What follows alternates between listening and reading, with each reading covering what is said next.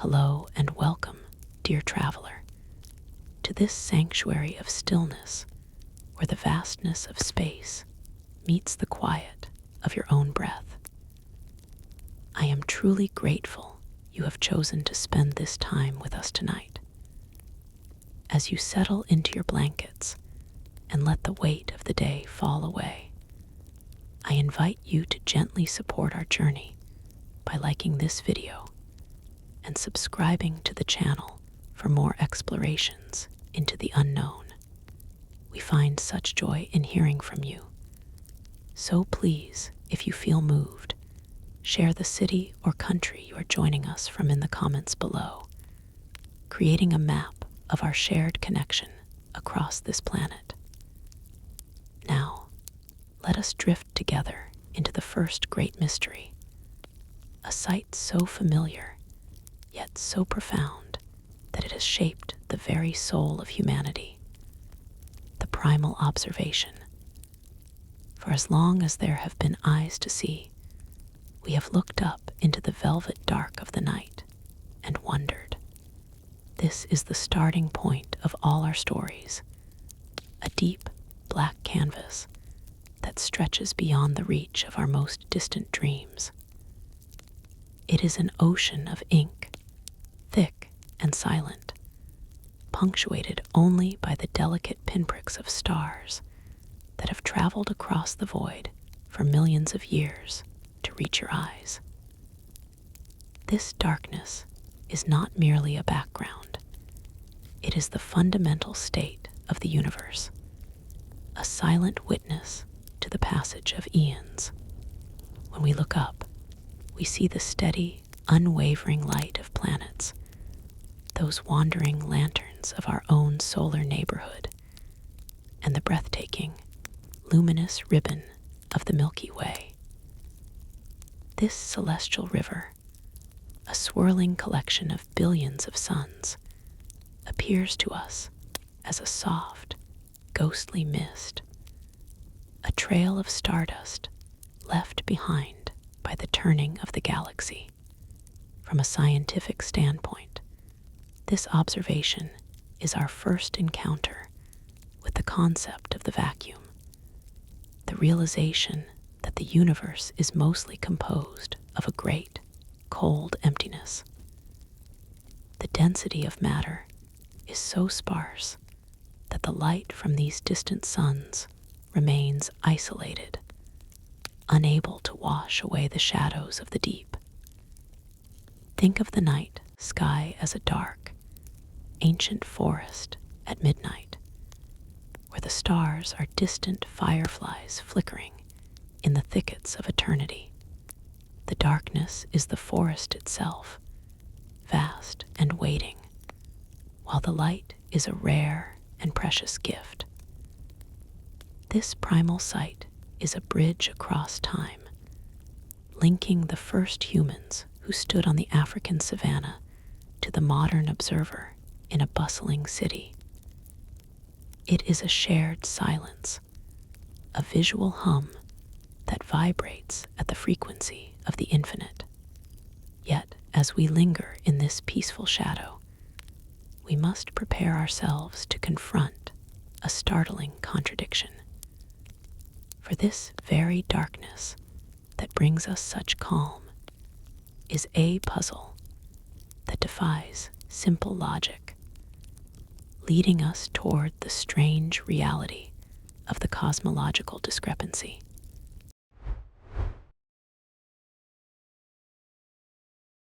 Letting this knowledge settle into the quiet corners of your mind, we find ourselves standing at the edge of a great intellectual precipice. To most of us, the darkness of space feels like a natural default, a simple absence of the sun's warmth as the earth turns its back to the day. It is a comfort, a soft blanket that invites sleep. But to the cosmologist, this darkness is a screaming siren, an alarm that rings out across the light years, signaling that something is fundamentally different from what we once assumed.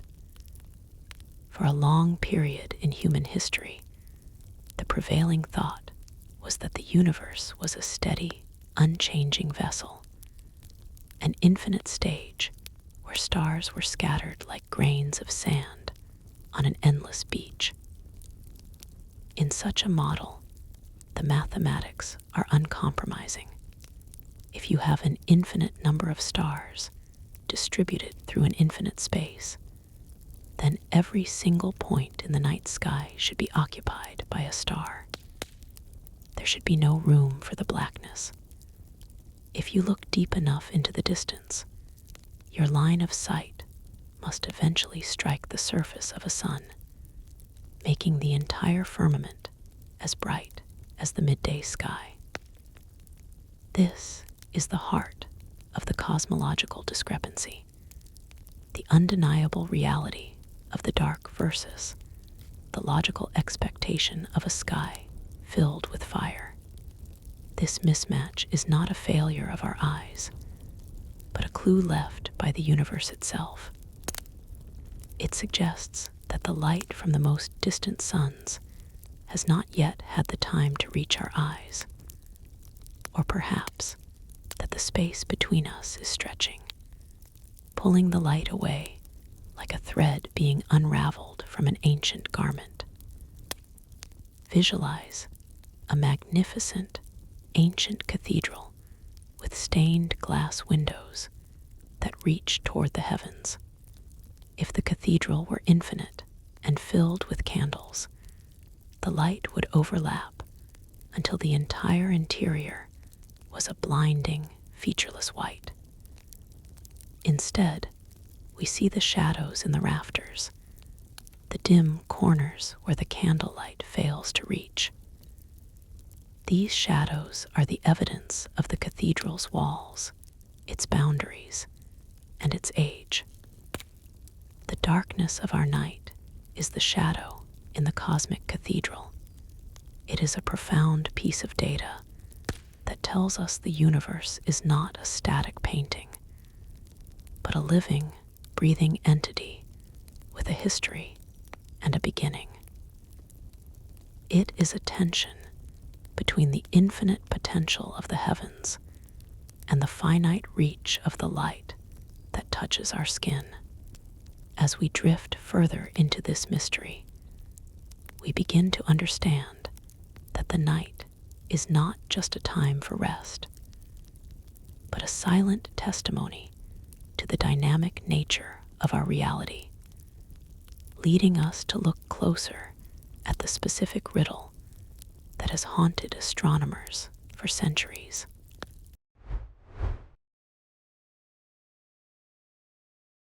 Letting this knowledge settle into the quiet spaces of the mind, we find ourselves standing at the edge of a specific intellectual precipice. This is the heart of the mystery we call Olbers Paradox, named after the 19th century astronomer Heinrich Wilhelm Olbers, though its roots reach back even further into the history of human thought. It is a riddle that emerges from the most basic assumptions we once held about the cosmos. For centuries, the prevailing view was that the universe was an unchanging, eternal expanse. Imagine a reality that has no beginning and no end, a vast container that has always existed and will always remain. In this classical vision, the universe is infinite in its reach, spanning out in every direction across the void. It is also eternal, meaning it has existed for an infinite amount of time, allowing light from even the most distant reaches to travel toward our eyes. Furthermore, it was believed to be static, a fixed stage where the stars were scattered like seeds in a fertile field, distributed uniformly across the velvet dark. These four pillars, infinitude, eternity, stasis, and uniformity, create a logical trap from which there is no easy escape. If the universe truly functioned this way, then every single point in the night sky should be occupied by a star.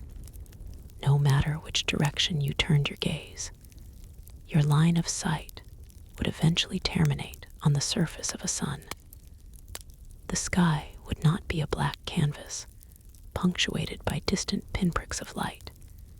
It would be a solid, blinding wall of radiance, as bright as the solar disk itself.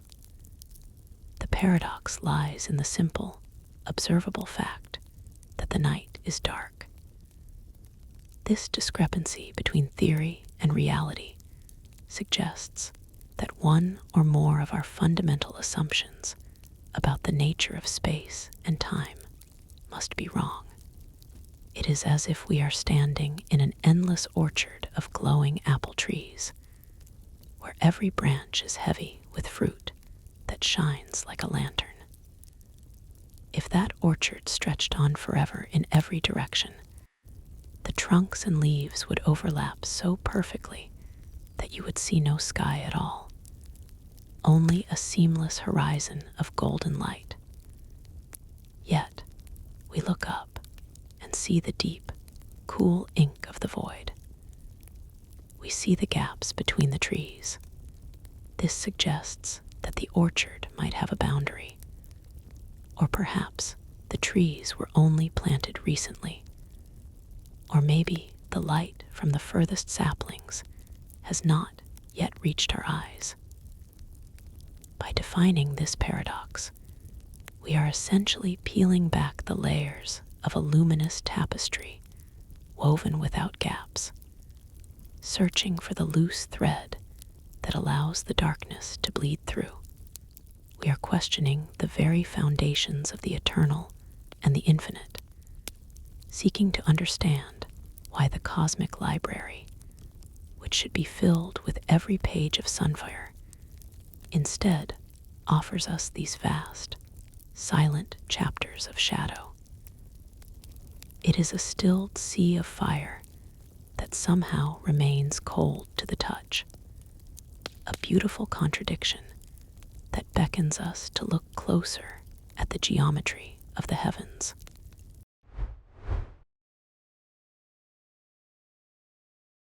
Letting this knowledge settle into the quiet corners of your mind, we begin to see the geometric trap that early thinkers found themselves within. In the centuries preceding our modern understanding, the universe was envisioned as a timeless, boundless expanse, a concept that felt as natural as the air we breathe. This classical view, however, carried a hidden consequence that was as inevitable as the tide. If we inhabit a cosmos that is infinite in extent and filled uniformly with luminous bodies, we encounter the line of sight argument. It is a mathematical certainty that emerges from the simple act of looking up. As you extend your vision into the depths of the void, you are peering through successive shells of space, like the translucent layers of a vast, cosmic onion. Each shell is further away than the last, and while it is true that a star twice as far away appears 4 times as dim due to the inverse square law, the volume of space within that distant shell is 4 times greater.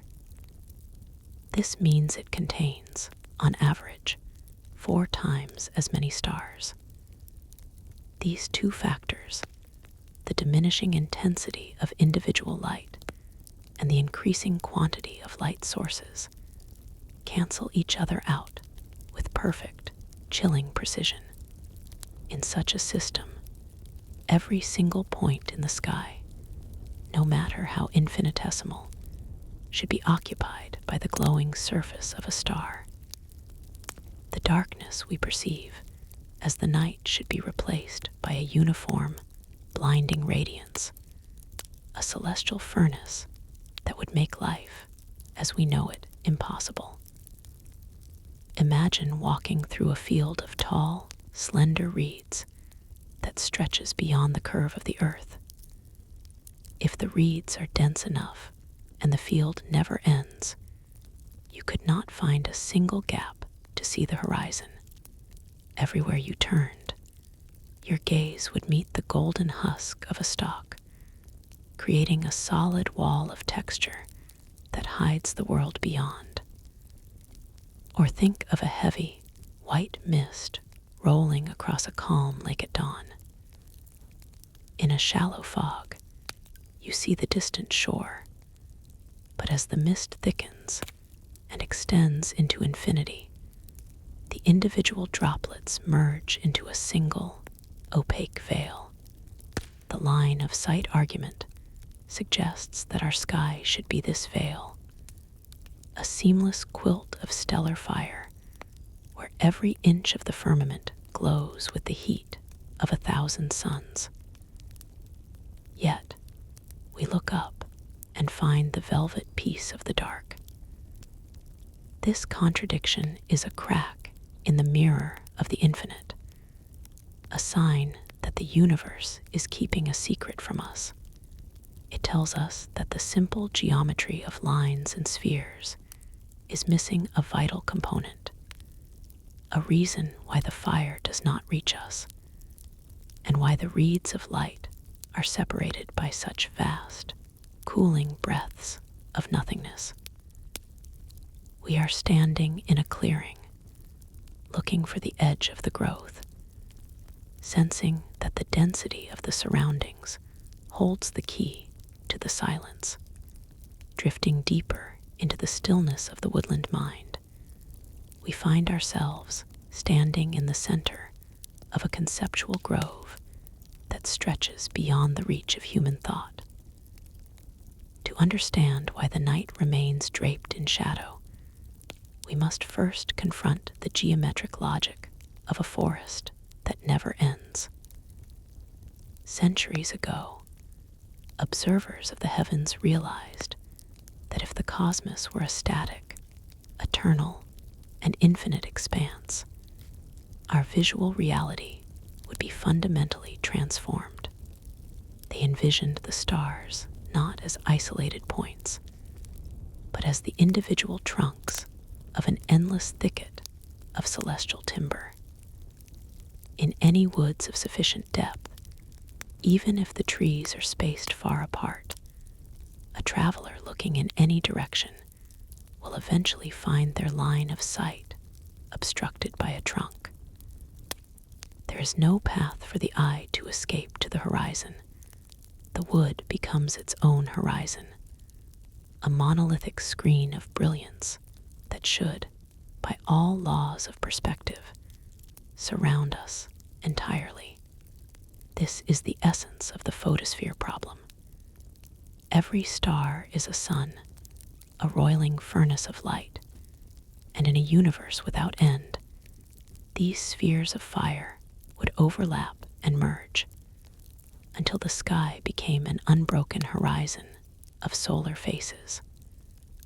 We often think of distance as a diluter of light, a force that fades the brilliance of a flame until it is nothing more than a ghost. This is the inverse square law, a mathematical truth where the intensity of light diminishes as the square of the distance increases. Yet, in the elegant trap of an infinite universe, geometry provides a counterweight. As we look deeper into the cosmic woods, the volume of space we survey expands, and the number of stars within that volume grows at the exact same rate that their individual brightness fades. The two forces balance perfectly. For every star that grows 4 times dimmer, there are 4 more stars to take its place. The result should be a sky that is a solid facade of incandescent bark, a labyrinth of stellar pillars so dense that the concept of a background disappears. we should be living within the heart of a furnace, bathed in a perpetual, blinding noon that knows no reprieve. The geometric architecture of such a world leaves no room for the dark. Yet, as you breathe in the cool air of the present moment, you know this is not our reality. The forest we see is sparse. The trunks are separated by vast, aching gulfs of nothingness. This discrepancy is the great silence of the cosmos, a hint that the trees of light have not always been there, or perhaps that the forest itself has a boundary we have yet to cross. We are left to wonder why the screen of fire is broken, why the incandescent bark has been stripped away to reveal the soothing void that allows us to sleep.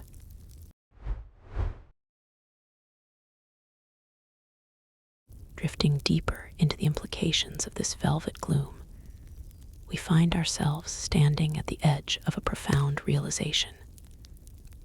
The simple fact that the night sky is not a searing furnace of light reveals that the foundational pillars of our old understanding were built upon a beautiful, yet incorrect, dream. For generations, we imagined a universe that was static and eternal, a permanent gallery of light where every star had existed forever. But if this were true, the night would be an impossibility. The dark we cherish is a messenger, whispering that the cosmos has a history, a beginning, and a finite reach. It suggests that we are living within a story that is still being written, rather than a finalized map of existence. This discrepancy between what we see and what a static, infinite universe would demand is the first crack in the ancient ceiling of our assumptions. Letting this knowledge settle like fine dust in a sunbeam, we look closer at the mechanics of this cosmic reprieve. The universe is not a still pond, but an expanding lung of the void. As space itself stretches, the light traveling through it loses its vigor, its energy pulled thin until it slips past the threshold of our vision. This cosmological redshift acts as a fading echo of energy, dampening the intensity of distant fires. Furthermore, we must acknowledge the mortality of the stars themselves. They are not immortal beacons, but transient flares in the long, cold history of the deep. They have a season of burning, a limited reservoir of fuel that ensures they cannot illuminate the entire sky at once. Even if the universe were infinite in extent, the stars within it are flickering candles in a cathedral of wind, their life cycles too short to ever fill the vastness with a permanent noon. The geometry of our reality is such that the light from the furthest reaches is always racing against the expansion of space and the ticking clock of stellar death. Imagine a vast, darkened hall where messengers carrying torches enter from distant doors. Because the hall is growing larger every second, and because the torches eventually flicker out, the light from the furthest messengers can never gather into a single, blinding glow. We are left with the gentle, rhythmic pulses of light separated by enormous stretches of peace. This darkness is not a void, but the signature of a universe that is young and breathing. It is the silence between the notes of a symphony, a necessary pause that allows the melody of existence to be heard without being drowned out by a chaotic roar of sound. It is the shifting sands of a cosmic hourglass, reminding us that time and distance are the guardians of our sleep, ensuring that the fire of the stars never becomes a cage. We reside in the cool shadows of a grand design that favors balance over brilliance, a design that uses the very limits of light to create a home for the quiet mind. Letting this knowledge settle, we begin to see that the velvet curtain of the night is not a failure of light, but a profound testament to the history of everything that is. For centuries, the sharpest minds looked upward and saw a puzzle in the blackness, wondering why a universe teeming with infinite stars did not blaze with the intensity of 1,000 suns at every coordinate. This perceived emptiness is the most visible proof of our cosmic origins. It tells us that the universe had a beginning, a moment when the clock of existence first started its rhythmic ticking. If the cosmos were eternal and unchanging, every line of sight would eventually terminate on the surface of a star, turning the midnight sky into a blinding furnace. Instead, the darkness acts as a living archive, revealing that the light from the most distant fires simply hasn't had enough time to reach our eyes. It is the shadow cast by the youth of the universe, a gentle reminder that we exist in a specific chapter of a much larger story. Moving further into this quiet realization, we understand that the darkness is also a manifestation of the very fabric of space stretching. As the universe expands, it pulls at the beams of light traveling through it, stretching their wavelengths until they fall out of the visible spectrum and into the long, cool embrace of the infrared and microwave. This rudshaft is the breath of the cosmos, a slow exhalation that cools the initial fire of creation into the soothing shadows we perceive. The night is not empty. It is saturated with the faint, invisible glow of the afterglow of the beginning, a whisper of heat that has been stretched so thin it feels like silence.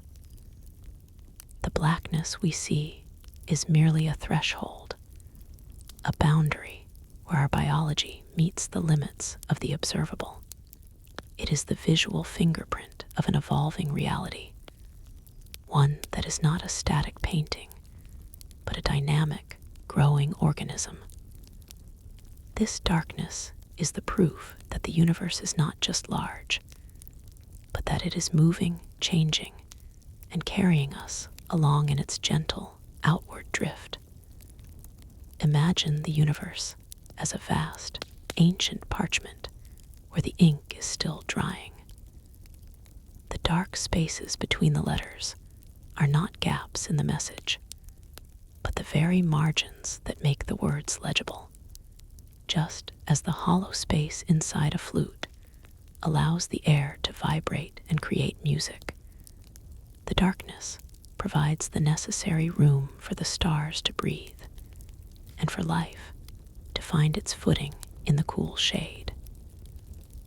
It is like a wide, dark meadow scene from a distance at dusk, where the spaces between the fireflies are not voids, but the cool grass and rich earth that sustain the tiny lights. This darkness is the protective soil of the infinite, a nurturing medium that prevents the overwhelming energy of the stars from consuming the delicate patterns of the world. It is a soft, cosmic insulation, a layer of deep peace that wraps around our planet, ensuring that the brilliance of the heavens remains a source of wonder rather than a crushing weight. We rest in the evidence of a universe that knows the value of a shadow, a universe that uses the dark to tell the story of its own birth, and the magnificent distance it has traveled to bring us here. Within this dark, we find the comfort of a cradle, a space designed for the softest dreams to take root and grow.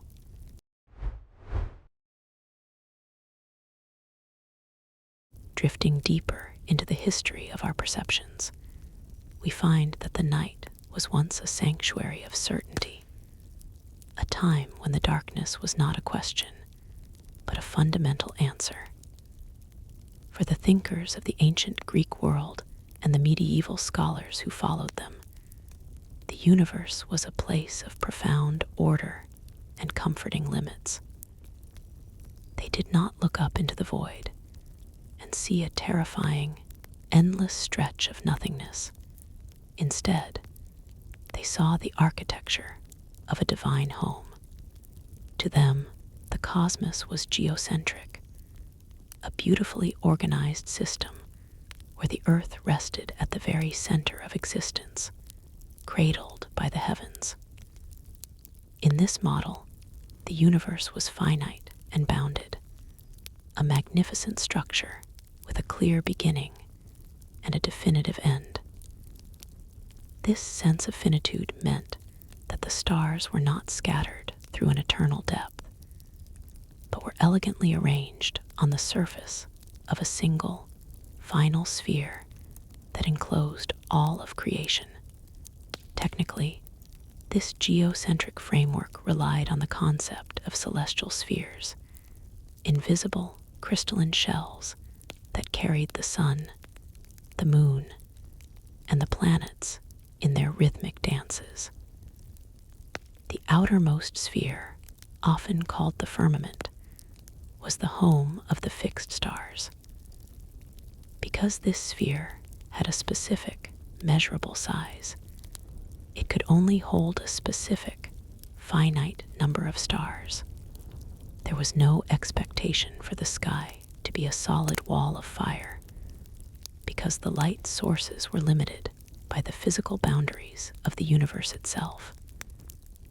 The darkness we see between the stars was, to the ancient mind, the natural state of the celestial medium, the peaceful background of a world that had a ceiling. The paradox of a bright night sky could not exist in a universe that had an edge, for there were simply not enough stars to fill every line of sight. The dark was the evidence of a universe that was small enough to be understood, a space that was intimate rather than overwhelming. Imagine the cosmos as a series of nested glass bowls, each one clear and smooth, resting inside the other. At the very center lies a small, precious stone representing our world. The stars are like tiny flecks of gold leaf pressed into the glass of the largest, outermost bowl. When you look out from the center, you see the brilliant glints of gold, but you also see the clear, dark spaces of the glass in between.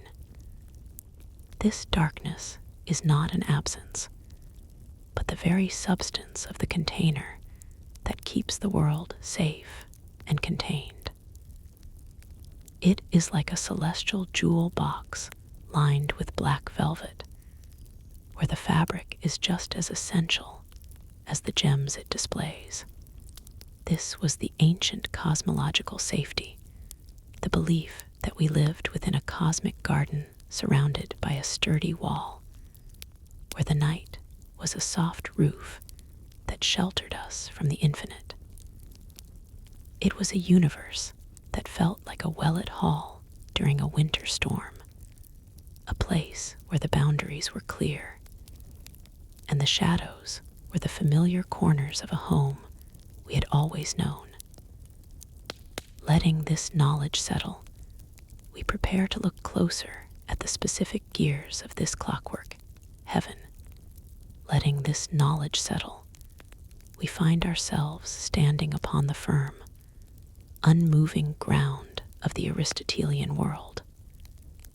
For the ancient observer, the earth was not a speck adrift in a void, but the heavy, dignified heart of all things. It was the anchor of reality, a stationary stage around which the entire theater of the heavens performed its nightly dance. This was a universe of order, a grand arrangement where every celestial body had its assigned track, moving with a grace that felt both eternal and deliberate.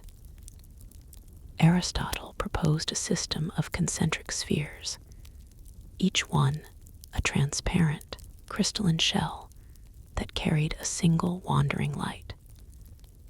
These were not mere paths through empty space, but physical structures made of ether, a substance purer than anything found on our terrestrial soil, a quintessence that knew no decay or change.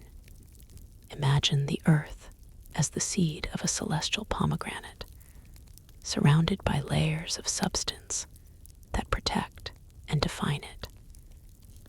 The first of these layers belonged to the moon, which served as the boundary between the sublunary realm of change and the superlunary realm of perfection. Beyond the moon lay the spheres of Mercury and Venus, then the sun, a brilliant orb held aloft by its own invisible carrier. Further out still were the spheres of Mars, Jupiter, and Saturn, each one rotating at its own majestic pace, nested perfectly within the next. This model was a masterpiece of geometry and logic, a way to make sense of the complex movements of the planets by binding them to the simple, perfect form of the circle.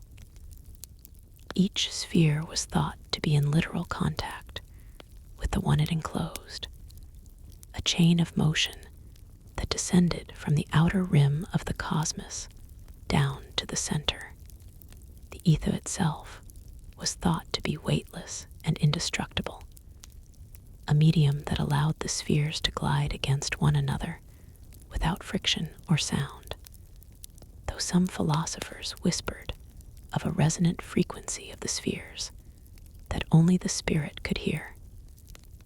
It is as if the universe were a set of ripples frozen in glass, radiating outward from the stone of our existence. These spheres were like the translucent shells of a cosmic nautilus, where each chamber provides a home for a different level of light. We lived within a series of protective cocoons, each one narrowing the distance between the mortal and the divine. The night sky was not a window into an abyss, but the interior of a vast, multi-layered temple of crystal, where the ceiling was always within reach of the mind. This was a world of absolute stability, a nested sanctuary where the very structure of the heavens was designed to cradle the earth in a permanent, golden embrace. As you imagine these invisible shells turning slowly above you, feel the security of a universe that has no gaps and no uncertainties. It is a series of nested lanterns, each casting its glow through the layer beneath it, creating a soft, layered radiance that guides the soul toward the outer edge of the world. This celestial mechanism of grace was set in motion by the prime mover, a force of pure thought and will that resided beyond the final boundary. In this vision, the vacuum did not exist. There was no such thing as nothing.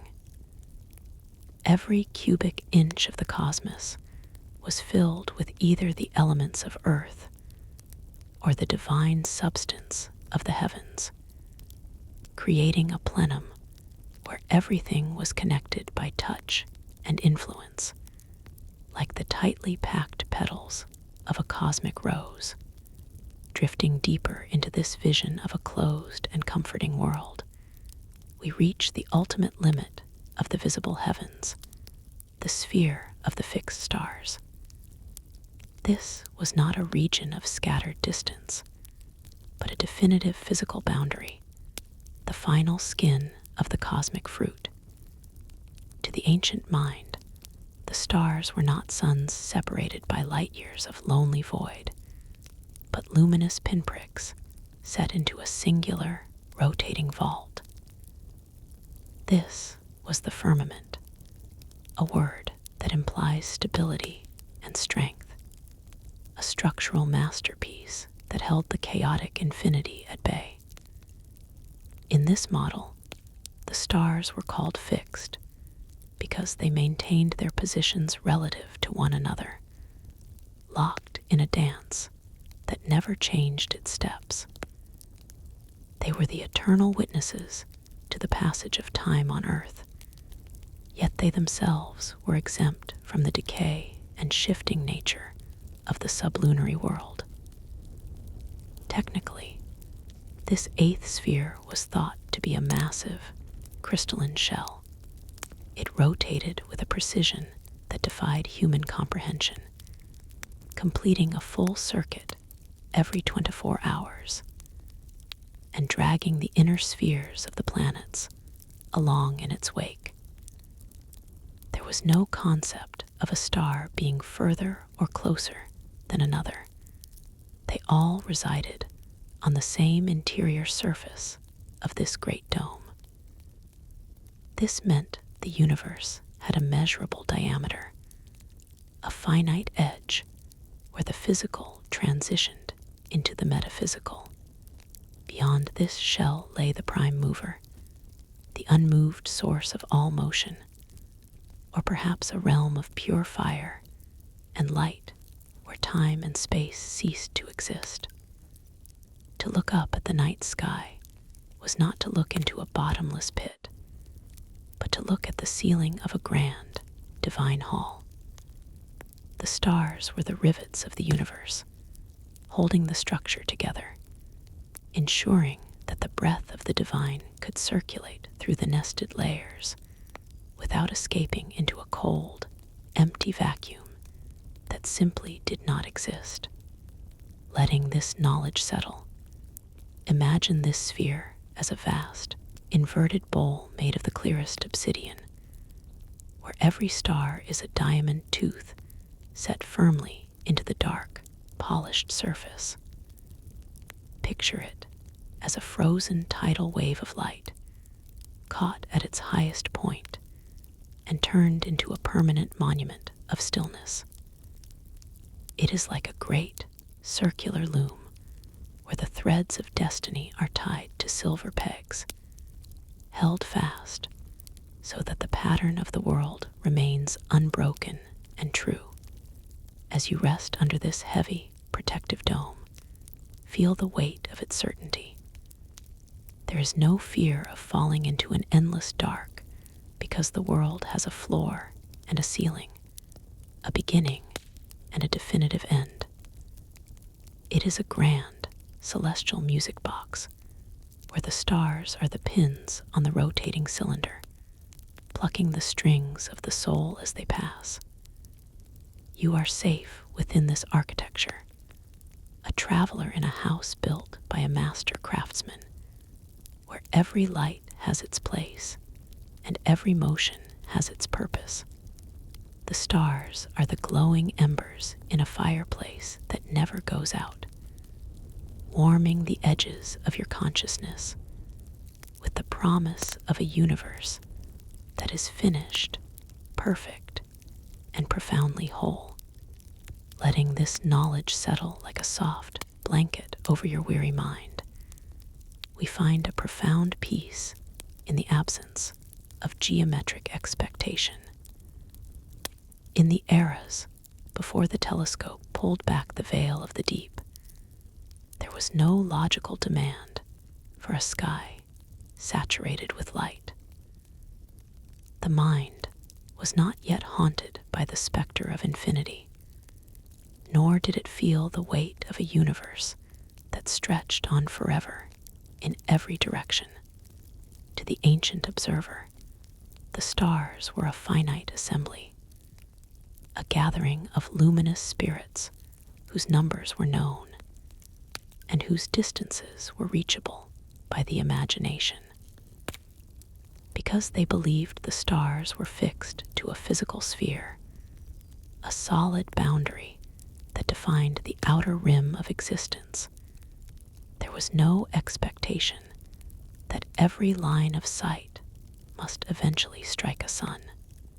The geometry of their world was closed and comfortable, a sanctuary where the dark spaces between the lights were as intentional as the lights themselves. Technically, this finite model of the cosmos bypassed the paradox of a glowing night sky before it could even be formulated. In a universe that is bounded and contains a limited number of stellar bodies, the mathematical necessity for a solid wall of starlight simply does not exist. The rays of light do not have an infinite number of sources to draw from, and they do not have an eternity of space to cross. The darkness is not a failure of the light to reach us, but the natural backdrop of a creation that has a definitive edge. It is the canvas upon which the stars are carefully painted, a spacious and airy architecture that allows for the breath of the night. You are resting in a universe that is not crowded or overwhelming, but one that is perfectly proportioned to the human soul. Imagine yourself standing in a vast, dark hall where only a few dozen candles have been lit on the distant walls. The light does not fill the room to a blinding glare. Instead, it creates pockets of warmth and visibility, leaving the rest of the space in a gentle, restorative gloom. This is the serenity of the finite. It is like a small, private garden where the flowers are few but vibrant, their colors standing out against the rich, dark soil. It is a crown of jewels set into a band of dark iron, where each stone is prized for its individual brilliance. The darkness is the velvet lining of a treasure chest, providing the necessary contrast for the gold to shine. Within this geometry, you are not lost in an endless sea, but held within a quiet, starlit room where the walls are close enough to keep you safe and the ceiling is low enough to feel like a roof over your head. The night is dark because the world is a masterpiece of restraint, a composition where every shadow is a deliberate stroke of the artist's brush, inviting you to close your eyes and trust in the beauty of the finite. Drifting deeper into the architecture of our cosmic home, we find that the night is more than just a surface. For the early observers, darkness was not an enigma, but the natural state of the container humanity occupied. They saw the world as a meticulously crafted vessel, where the earth sat at the center of a profound and silent interior. In this view, the darkness was the primary substance, the very air of the divine chamber, and the stars were merely accents of brilliance. Yet, as we contemplate the mystery of the dark sky, we realize that the solution cannot be found in a single layer of existence. The problem requires a depth that transcends a single shell or a solitary boundary. To understand the void, one must perceive the universe as an entity with volume, a structure that extends far beyond the visible horizon of our ancestors. Imagine the cosmos not as a simple room, but as a vast subterranean lake where the water is so clear and still that the bottom is lost in a gradient of blue and black. In this lightless reservoir, the stars are like tiny, bioluminescent creatures floating at different depths. If they were all clustered on the surface, the lake would glow with a uniform sheen. But because they are scattered through the immense volume of the water, the darkness remains the dominant force. The container of humanity is not a flat map, but a series of translucent silk veils, hung one behind the other in a gallery of infinite proportions. Each veil represents a distance, a layer of time and space, where only a few sparks of light are caught in the fabric. The rest of the light travels through the gaps, or is lost in the folds of the silk, leaving the observer in a state of peaceful shadow. This cosmic container acts as a great tiered amphitheater, where we sit in the lowest center, looking up at rows of seating that stretch toward a ceiling we can never see. The stars are the scattered audience members holding small candles, but the gaps between them are so vast that the theater remains cloaked in a soft, atmospheric gloom. We are held within nested honeycombs of a cosmic hive, where each cell is a pocket of potential, but only a few are illuminated by the fire of a sun. This structure provides the necessary insulation for our world, a buffer of nothingness that protects the delicate balance of life from the overwhelming roar of 1,000 suns. The darkness is the heavy, comforting timber of a hollowed-out mountain, providing a solid foundation for our dreams, while leaving enough space for the imagination to wander through the labyrinth of dark corridors that connect the stars. As we settle into this realization of depth, we prepare to see how the very center of this container began to shift in the minds of those who dared to measure the heavens.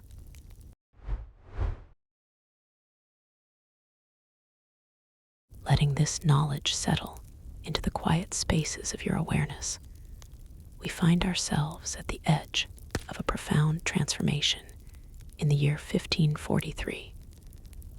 For nearly 2 millennia, the human mind had been anchored to the belief that our world was the unmoving heart of all things. We lived within a snug, finite shell, where the stars were merely lanterns hung on the nearest wall. But Nicolaus Copernicus, through the pages of De Revolutionibus Orbium Celestium, began to dismantle this cosmic roof. He proposed a universe where the sun, not the earth, held the position of honor at the center of the planetary paths. This was not just a mathematical correction. It was a psychological migration.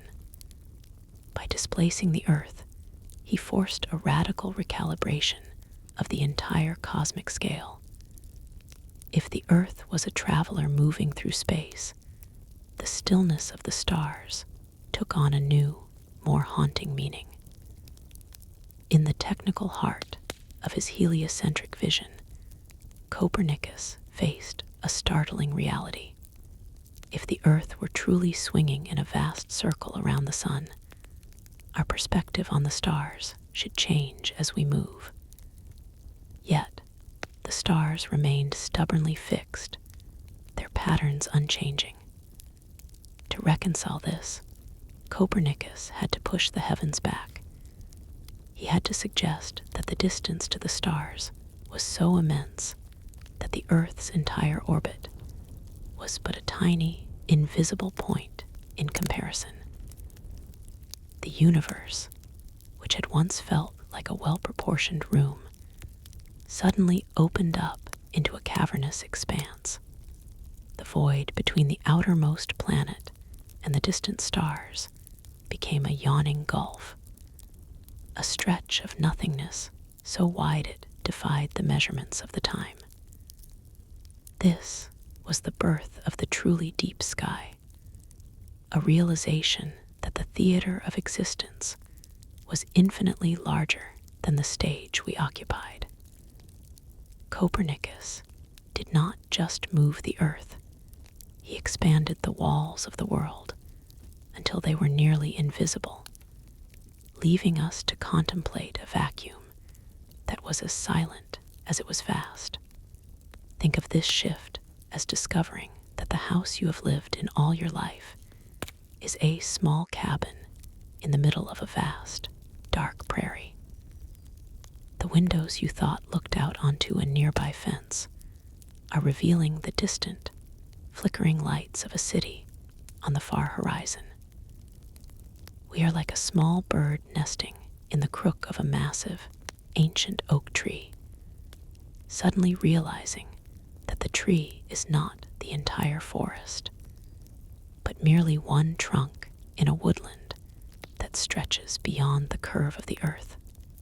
The sun is the central hearth of this great manor, and we are moving through the drafty, dark hallways of the outer rooms, looking back at the light. This new cosmos is a series of nested ripples in a pond of dark, liquid glass, where the sun is the point where the stone first struck the surface.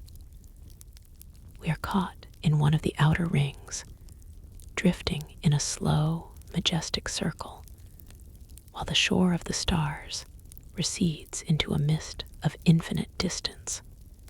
The universe became a grand, circular ballroom, where we are no longer the center of the dance, but part of a wider, more mysterious choreography that requires a stage of impossible breadth.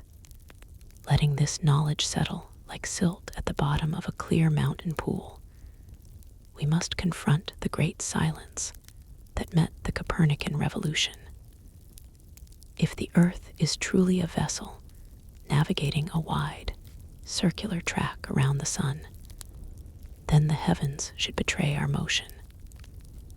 This is the logic of the parallax, a geometric truth as simple as the way a distant watcher's signal fire seems to shift against the backdrop of the hills when you walk along a moonlit ridge.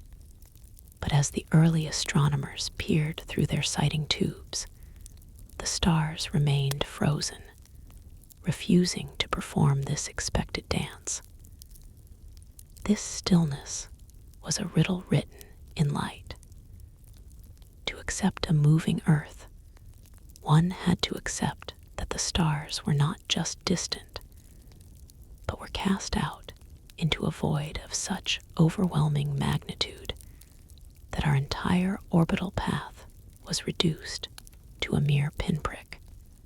The parallax problem forced the human mind to expand the boundaries of the known world until the stars were no longer a ceiling, but a collection of lonely outposts on the edge of a chasm we could barely conceive. It was as if we were looking at a single spark on a dark mountain peak, viewed from a moving train in another valley, where even a journey of 100 miles does not seem to alter the position of that tiny, defiant light. The universe was becoming a wide, dark prairie, where the horizon is a line of unreachable smoke, and each star was a silver etching on a plate of cold basalt, so vast that the movement of our entire world was nothing more than the flutter of a moth's wing in a chamber of echoes. we were forced to imagine a distance that swallowed motion, a gap so wide that the light of the stars became a fragile thread stretched across a gulf of nothingness that made our previous maps look like the sketches of a child. This was the birth of the true deep, a realization that we were drifting in a ghostly summit of a peak that touches the edge of the atmosphere, looking out over a landscape where the landmarks are so far apart that motion itself seems to lose its meaning. This was not merely a change in geography, but a change in the weight of the soul. To look up and see no parallax was to realize that we were suspended in a silence that was not empty, but filled with a distance that human numbers could not yet reach. It required the stars to be moved millions of times further away than anyone had dared to dream, turning the Ansakazi room of the universe into a vaulted space where the echoes of our own existence would take lifetimes to return. The sphere of the fixed stars had to be pushed back, expanding the volume of the heavens until the mind felt the cool, thin air of the truly infinite, where the stars are the far-off eyes of a giant whose face is hidden by the curve of the night. Drifting deeper into this restructured cosmos, we find that even as the earth was set in motion, the ultimate boundaries of the world remained firmly in place. Nicolaus Copernicus, though he dismantled the central throne of our world, was not yet ready to dissolve the walls of the universe itself. He took the ancient, cozy room of the Ptolemaic heavens and stretched it, pulling the corners of reality outward until the stars retreated into a distance that defied the senses. Yet for all this expansion, the universe he envisioned was still a closed box. It was a masterpiece of architectural restraint, a vast but finite coffer where the sun sat as the central lamp, and the stars were the final, immovable boundary. This was the era of the expanded closed box, a transition where the mind began to grasp the immense scale of the heavens without yet losing the comfort of a definitive edge. In this Copernican model, the lack of observable stellar parallax, the slight shift in star positions as the Earth moved, meant the stars had to be placed at a distance so staggering that it dwarfed everything previously imagined. But to Copernicus, this distance did not imply an infinite void. Instead, he maintained the concept of the eighth sphere, the outermost shell of the world. Because this sphere was still a physical limit, the darkness of the night sky remained unproblematic. The blackness was not a bottomless abyss of missing light, but simply the empty interior of a very large, dark container. The stars were fixed like embossed studs upon this final surface, and the dark space between them was merely the silent expanse of the room they decorated. Imagine a vast, carved geode of shadow, its inner walls speckled with the finest dust of shards of white quartz. In the center, a solitary pulse of amber light glows, and around it, smaller beads of glass circle in a slow, rhythmic dance.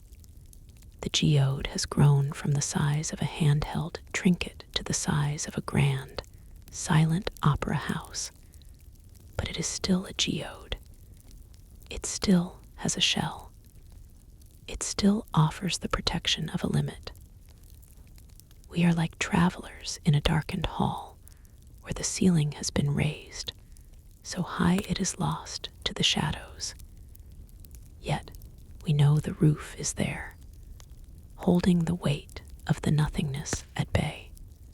This expanded room offered a sense of awe without the terror of the truly endless, an enclosed refuge of the early modern mind, where the spirit could breathe the cold air of the heights while still feeling the familiar embrace of a world that has a beginning and an end.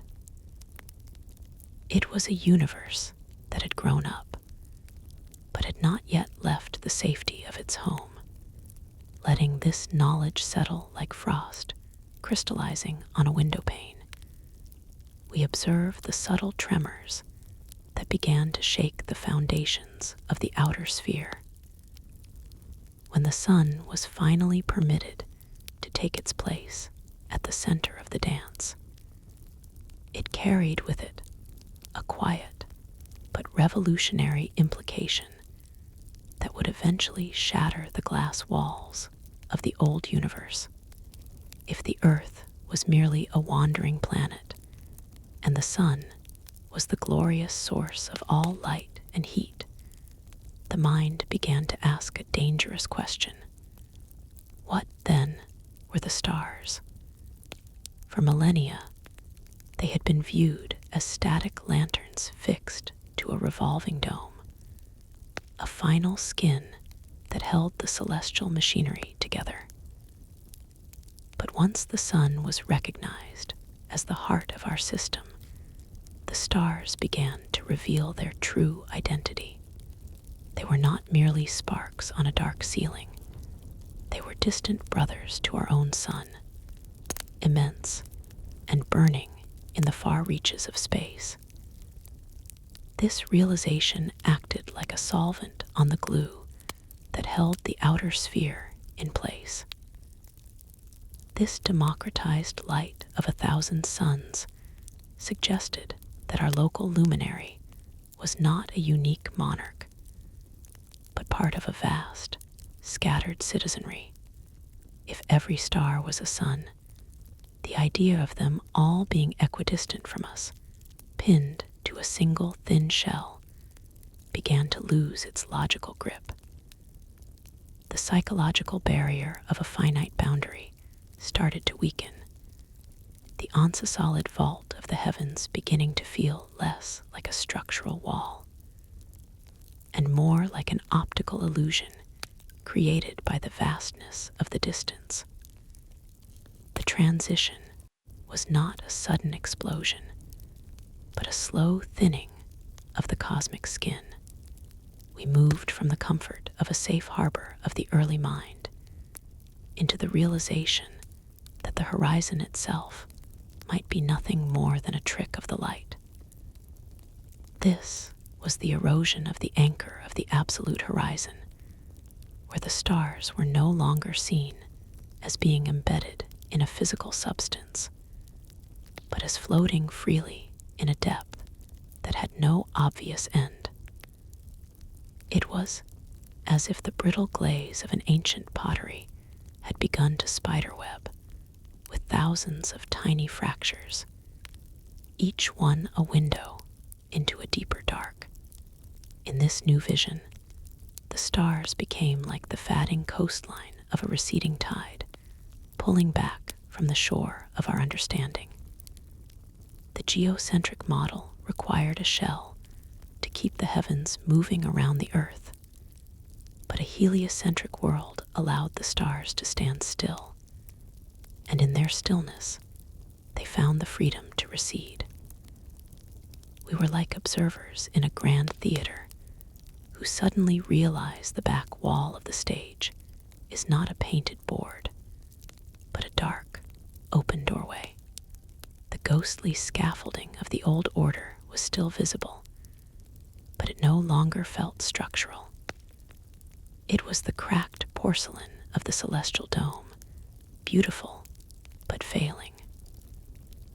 Like the stretching fabric of a tent in a rising wind, the cosmos was beginning to pull away from its moorings, preparing to expand into a realm where the word edge would eventually lose all meaning, leaving us to contemplate the fraying veil of the finite.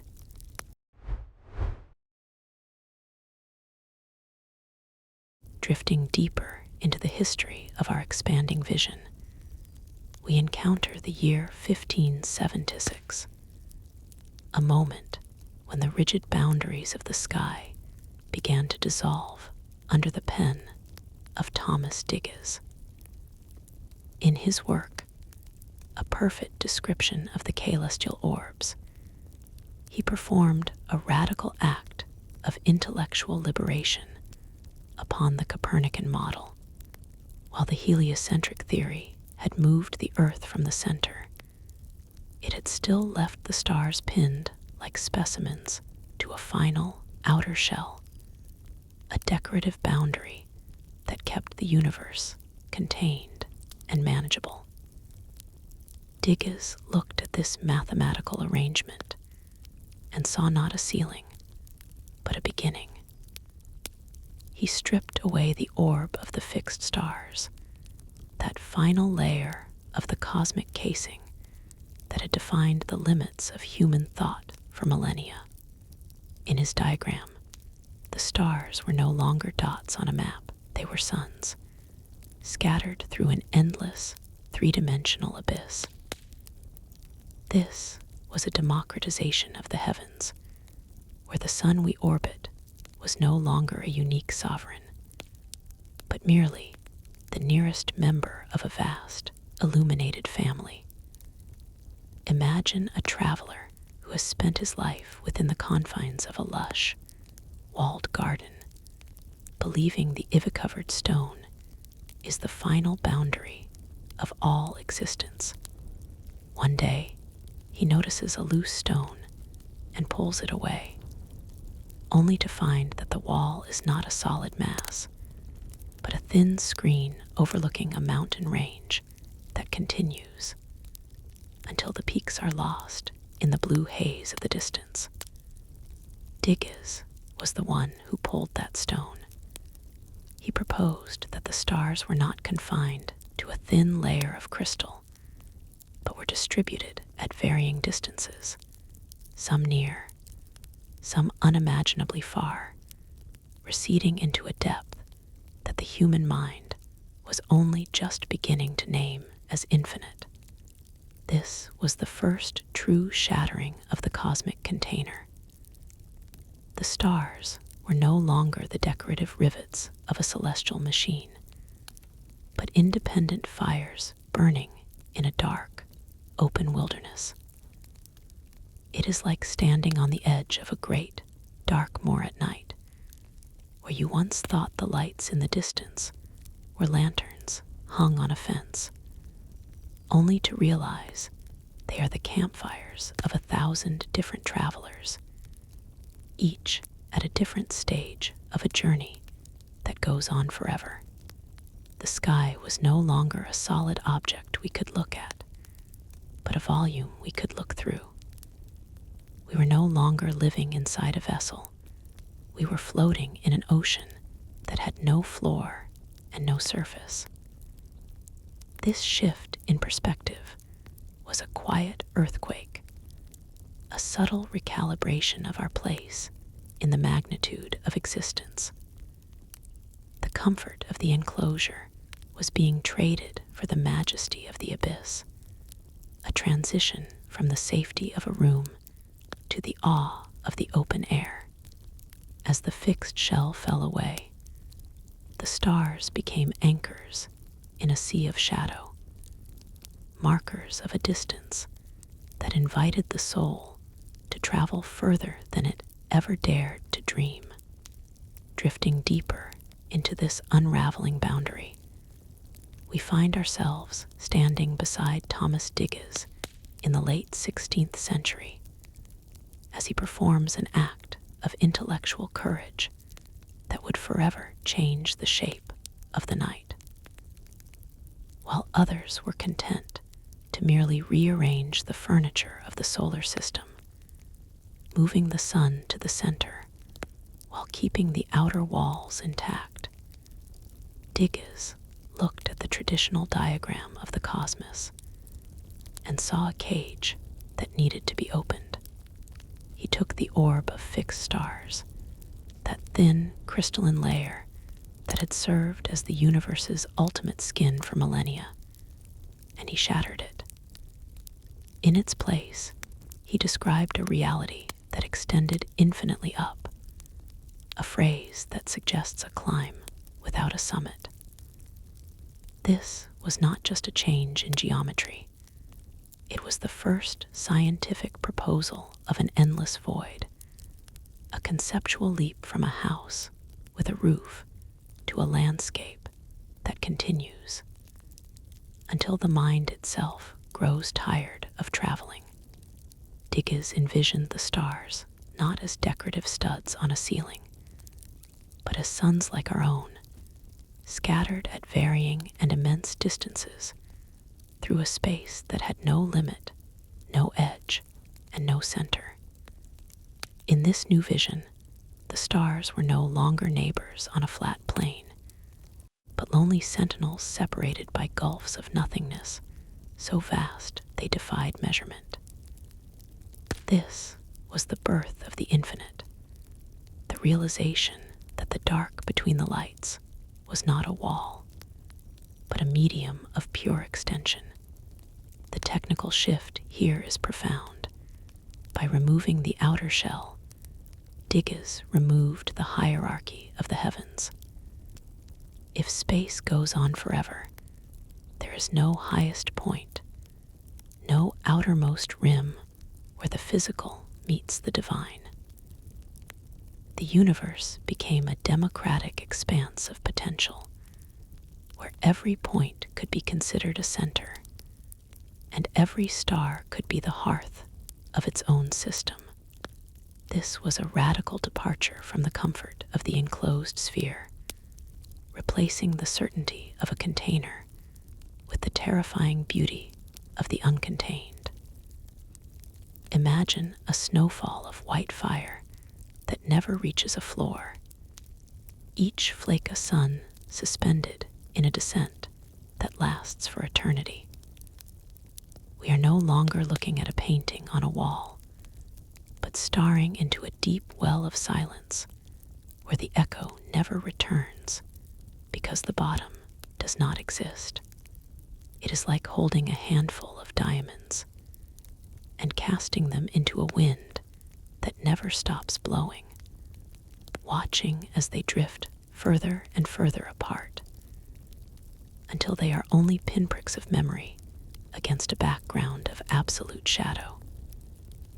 We are walking down a corridor of mirrors where every reflection is not a repeat of the past, but a new sun, a new possibility, stretching away into a distance that the light itself is still trying to cross.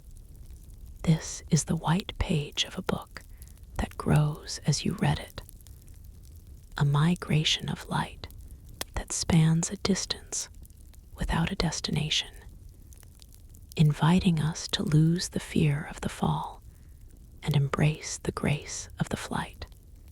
Drifting deeper into the quiet geometry of the mind, we find Thomas Diges standing at the edge of a conceptual precipice that no one before him had dared to name. He had shattered the crystalline shell of the old world, but in doing so, he invited a mystery that would ripple through the centuries like a stone cast into a bottomless pool. Diges was the first to sense the strange friction between the infinite and the visible, a quiet dissonance that hums beneath the beauty of the stars. He looked up at the familiar patterns of the night and realized that if the universe truly had no end, if the suns were scattered like seeds across an eternal field, then the very nature of the sky should be transformed.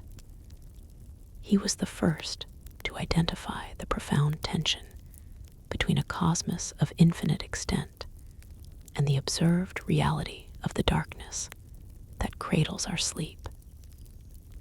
In the rigorous logic of an unending space, every direction we turn our gaze should eventually find the surface of a star. If the stars are infinite in number and spread throughout a boundless void, then the gaps between them should not exist. The night should not be a velvet curtain, but a blinding, seamless sheet of solar fire, as if we were trapped inside the white-hot core of a diamond. Digges mused on this contradiction, recognizing that the darkness we take for granted is a silent protest against the idea of a simple, static infinity.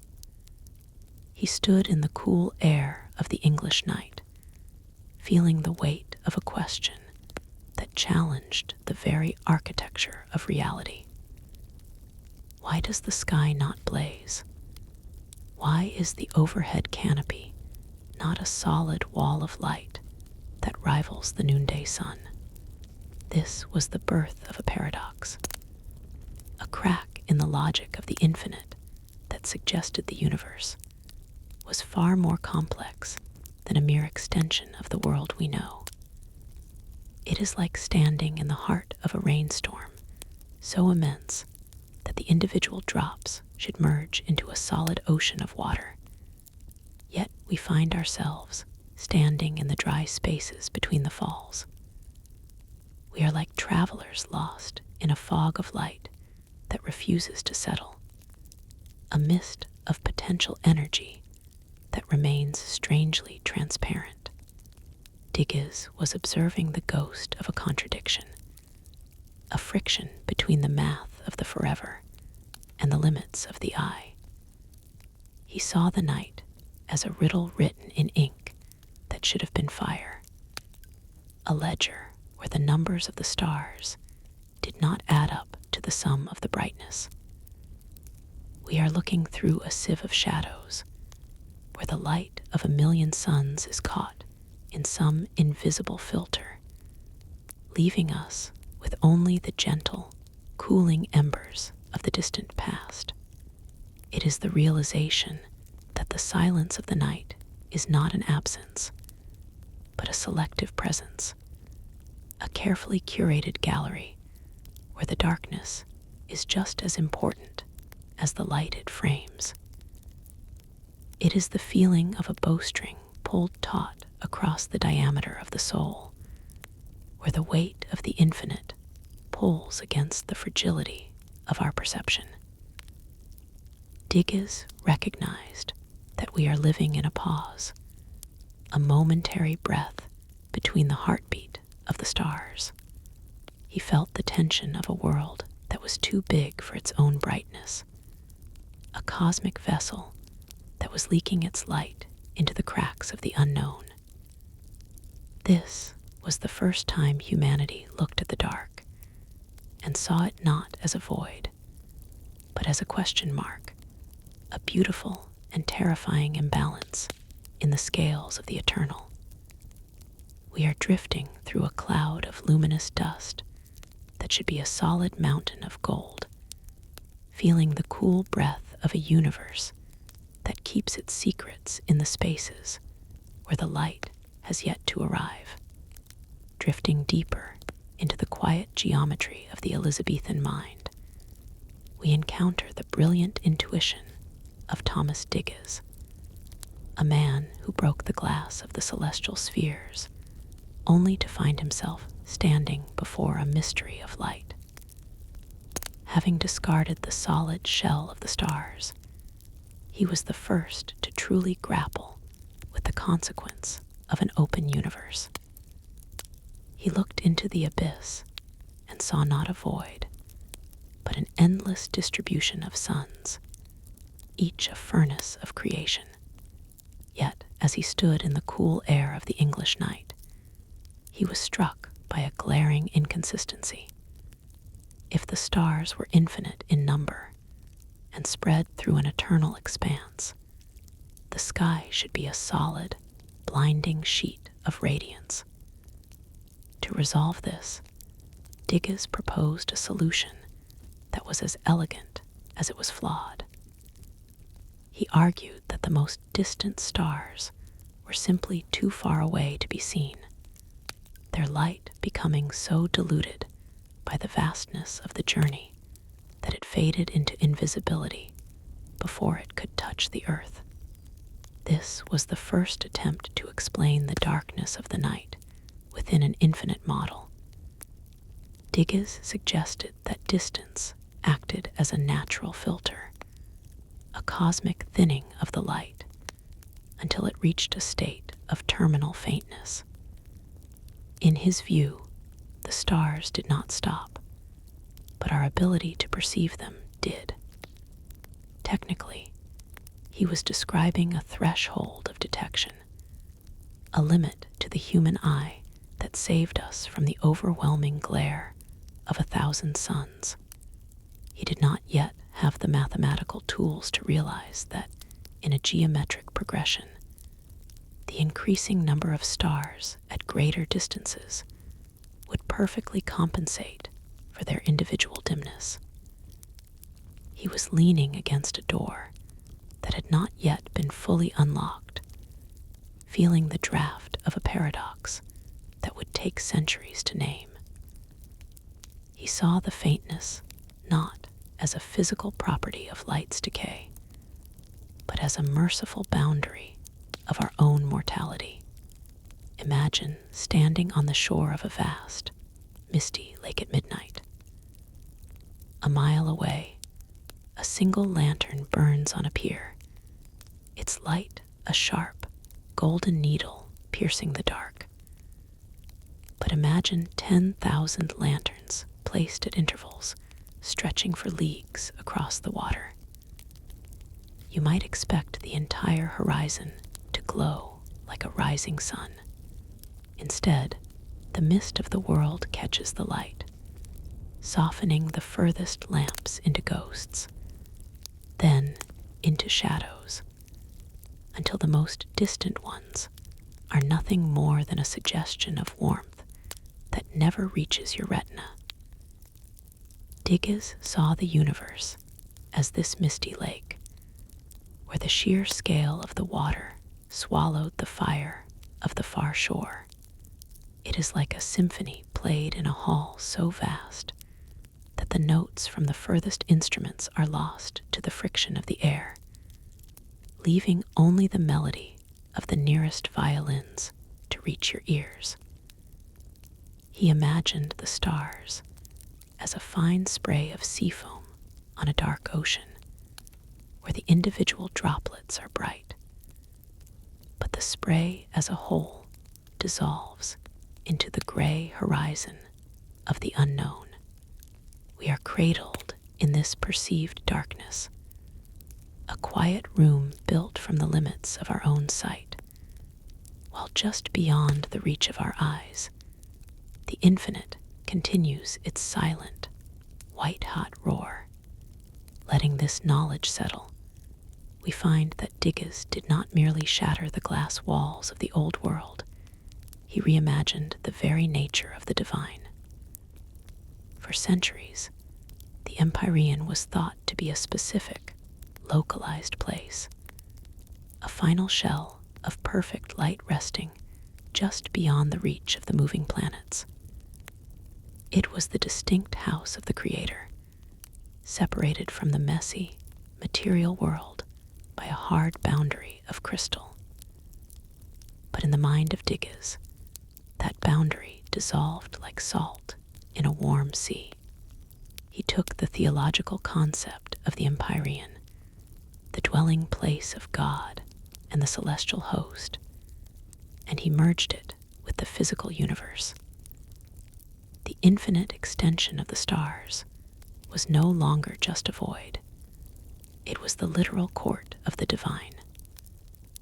The stars themselves became the visible outposts of a kingdom that had no end, turning the dark sky into a vast, sacred architecture where the physical and the spiritual were woven into a single, seamless fabric. This was a revolution of the spirit as much as the eye.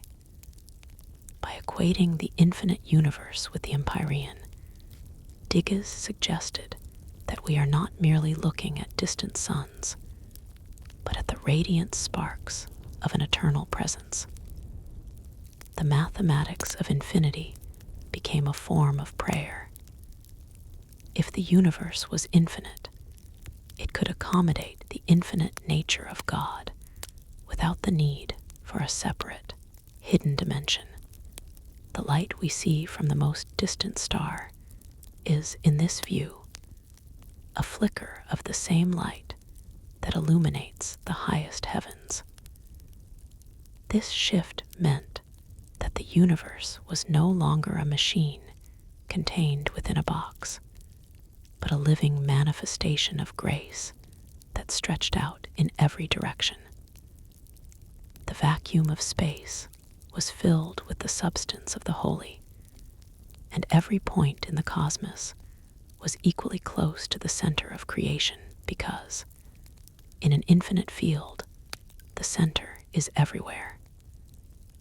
Think of it as a great, ancient forest where every leaf is a tiny lantern. And as you walk deeper, you realize there is no edge to the woods, only a deepening of the glow. It is as if the ceiling of a grand cathedral has been replaced by the open sky, yet the sacredness of the space remains, expanding to fill the entire horizon. Imagine a cup of clear water into which a single drop of golden ink is placed. Instead of settling at the bottom, the gold expands, coloring every molecule until the entire vessel is transformed. Digges saw the universe as this vessel, where the light of the divine was not confined to the rim, but was the very water itself, flowing into the furthest reaches of the dark. We are like small fish swimming in a sunlit lagoon that has no shore, where the warmth of the water is the evidence of a sun that never sets. The stars are the white stones at the bottom of a pool so deep that their light takes lifetimes to reach the surface, yet they remain part of the same calm, holy body of water that cradles us. The universe is a great, ringing bell of light, and we are the silence inside the vibration, held by a resonance that extends beyond the reach of time.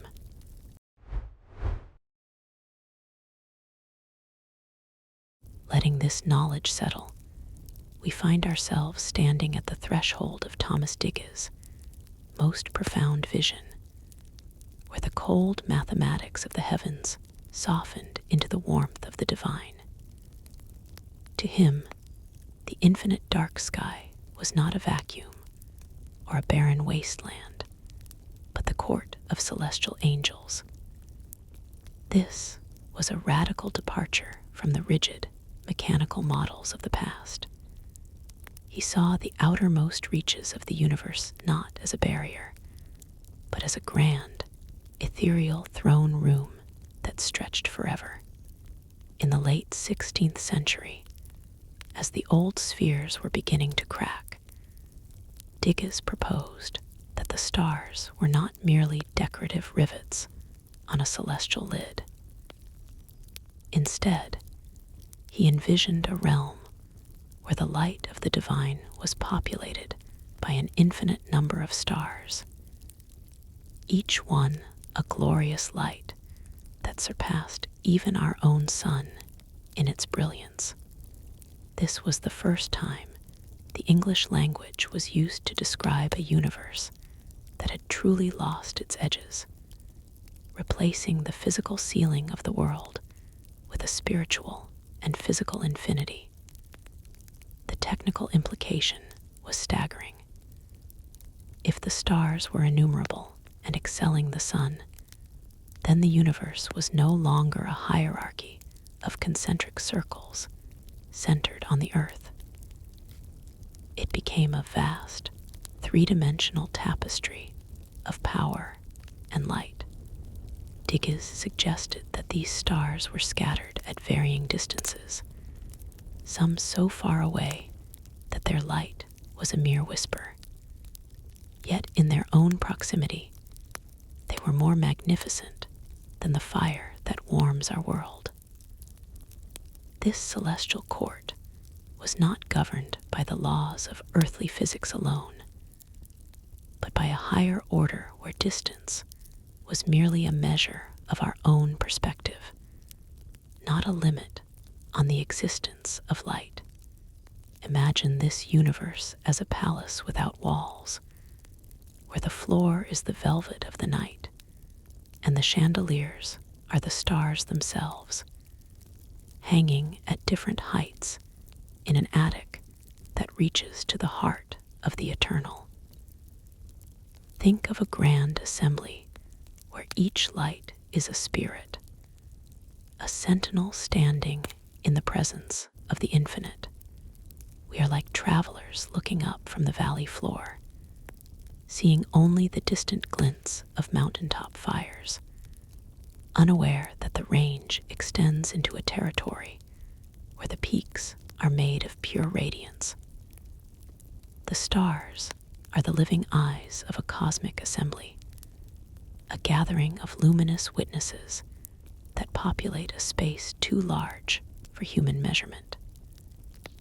They are the white blossoms of an eternal spring, scattered across a field that knows no winter and no fence.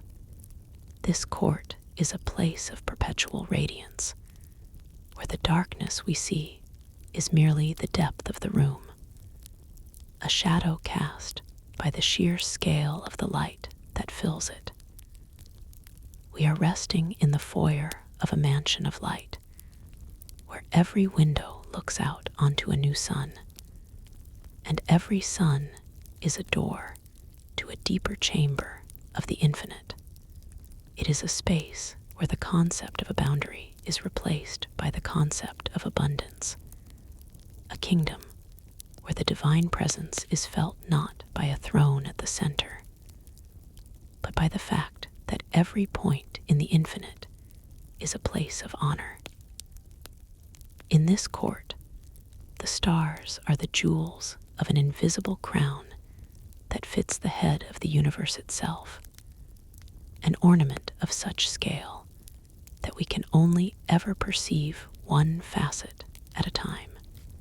The stars are an endless procession of torchbearers, moving through a hall that has no doors, because there is no outside to go to. Drifting deeper into this infinite court, we begin to understand that the darkness Thomas Digges encountered was not a physical absence, but a threshold of the soul. To him, the night was not a void where light had failed to travel, but a testament to the frailty of the human vessel. He believed the universe was saturated with a celestial brilliance, a divine glory so pervasive and intense that it surpassed the narrow bandwidth of our mortal senses. In this vision, the blackness between the stars is not a gap in existence, but a translucent screen of our own frailty. We are like creatures dwelling in a trench at the bottom of a midnight sea, looking upward and seeing only a heavy gloom, unaware that just above the surface, the world is drenched in the blinding clarity of a summer noon. The darkness is a mercy, a protective layer for eyes not yet refined enough to gaze upon the infinite. It is the failure of a corruptible, earthly biology to synchronize with the incorruptible frequency of the eternal. Technically, Digges proposed that as the stars recede into the distance, their light does not merely diminish in intensity, transitions into a state that the human eye can no longer interpret. It was a conceptual shift from physics to metaphysics. He did not see the inverse square law as a barrier of energy, but as a boundary of perception. The light is there, pressing against the back of our retinas with the weight of 1,000 suns. But the machinery of our sight is too coarse to translate the message. We are standing in an archive of invisible ink, where every volume is written in a script we have forgotten how to read, mistaking the complex patterns of the strokes for mere shadows on the page. The infinite is not hidden. It is simply too large to be seen. Our vision is a narrow slit in a heavy door, allowing us to see only the dust motes dancing in a single ray, while the sun-drenched landscape outside remains a mystery of dark shapes. Imagine the night sky as a delicate gauze of a dragonfly's wing, stretched over a furnace of pure white light. We see the intricate, dark patterns of the veins, the structural limits of the material, and we call that reality. But the light is the true substance, merely filtered and dimmed by the medium through which it passes. Our eyes are like a frosted lens that turns a bonfire into a pale smudge, a device that simplifies a roaring complexity into a manageable, quiet gray. We are experiencing the shallow capacity of a child's palm trying to hold the entire rain, where the overflow is not lost, but simply beyond our ability to grasp.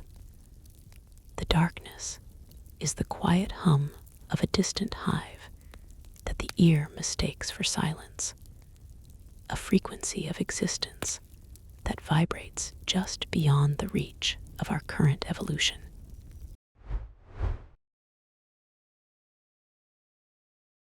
Drifting deeper into the mind of Johannes Kepler, we encounter a profound and unsettling tension that defined the dawn of modern astronomy.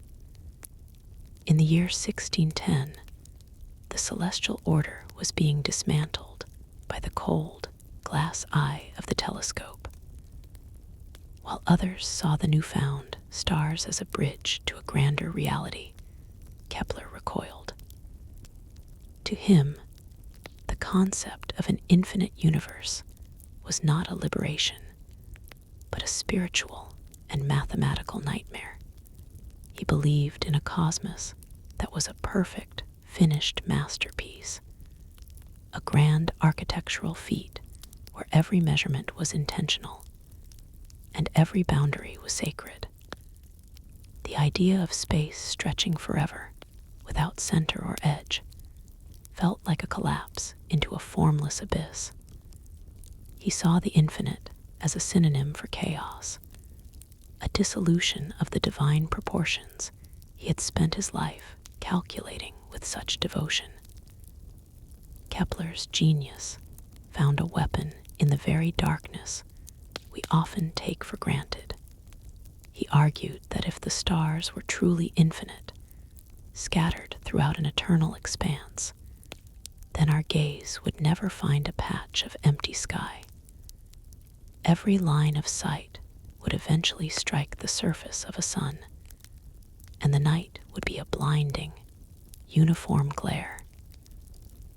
The fact that we see the dark, that we can discern the individual sparks of distant suns against a velvet background, was to him the ultimate proof of a boundary. He used the blackness of the void as a protective wall, a shield that kept the universe small, manageable, and filled with meaning.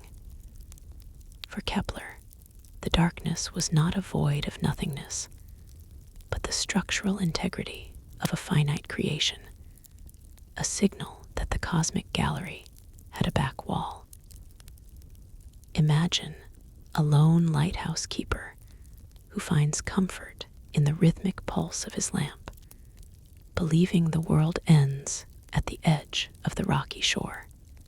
Suddenly, he is told that the ocean has no far side, that the waves roll on forever through a medium that never meets a beach. This is the vertigo Kepler felt, the sensation of a solid floor, suddenly turning into a bottomless pit of gray vapor. He viewed the infinite as a wild, overgrown thicket that threatened to swallow the pruned and perfect garden of his geometry. To him, an infinite universe was a book where the letters were scattered by a hurricane, losing their grammar and their grace. The darkness was the binding of that book, the sturdy leather cover that kept the story from spilling into the meaningless wind. It was the heavy iron gate of a walled city, keeping the howling wolves of the indefinite at bay, so that the citizens of logic could sleep in peace. He clung to the finite as a child clings to the hand of a parent in a crowd, fearing that to let go would be to vanish into a sea of faces that never ends and never recognizes his name.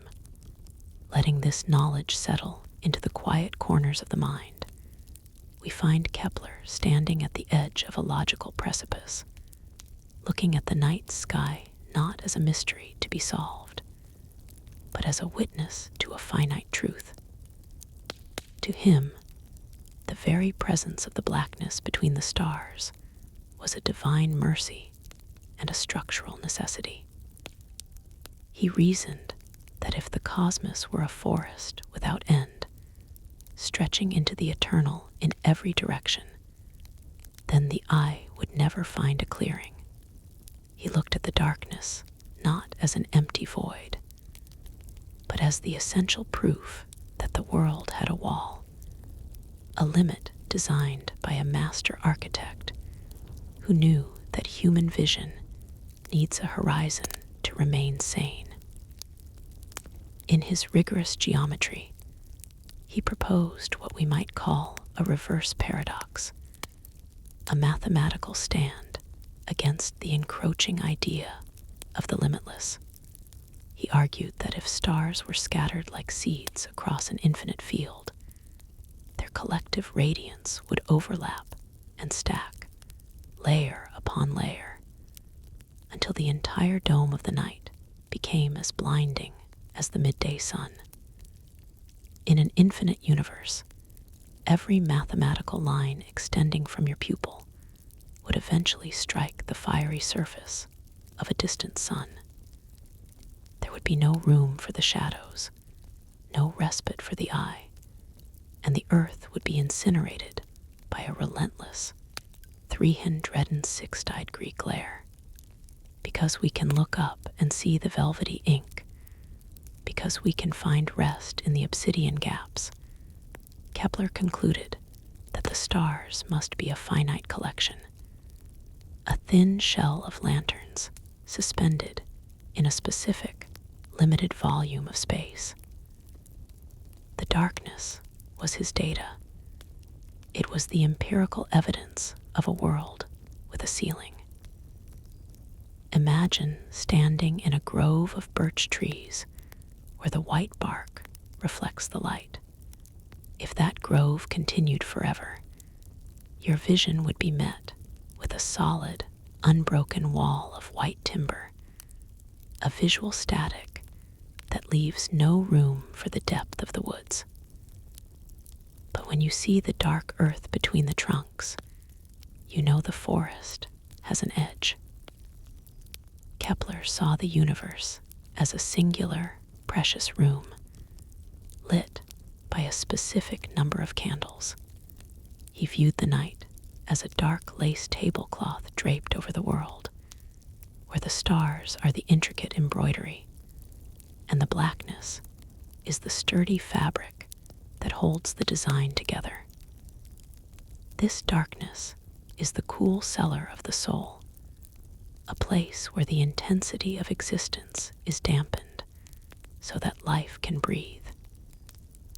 It is the silence that allows the melody of the planets to be heard, a protective shroud that keeps the fire of infinity from consuming the delicate garden of the known.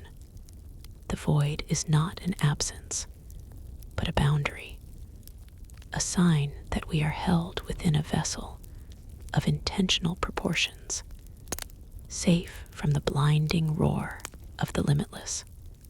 Drifting deeper into the mind of Johannes Kepler, we find him standing at the threshold of a new era. In 1610, the news from Padua arrived like a sudden, sharp wind from the mountains. Galileo Galilei had turned a spyglass to the heavens and witnessed what no human eye had ever perceived. The starry messenger spoke of jagged peaks on the moon and a multitude of stars that had remained hidden since the dawn of creation. Kepler, ever the seeker of harmony, did not shrink from these revelations. Instead, he penned his dissertatio Cum Nuncio Sidereo, a conversation that bridged the distance between two great minds. He welcomed the telescope as a tool of divine clarity, yet he used its very findings to fortify the walls of his finite sanctuary. To Kepler, the discovery of more stars did not mean the universe had suddenly spilled over its boundaries into a terrifying, shoreless void. He looked at the data through the lens of geometry and logic. If the universe were truly infinite, he reasoned, then every line of sight would eventually terminate on the surface of a star, turning the night sky into the unbroken glare of 1,000 midday suns.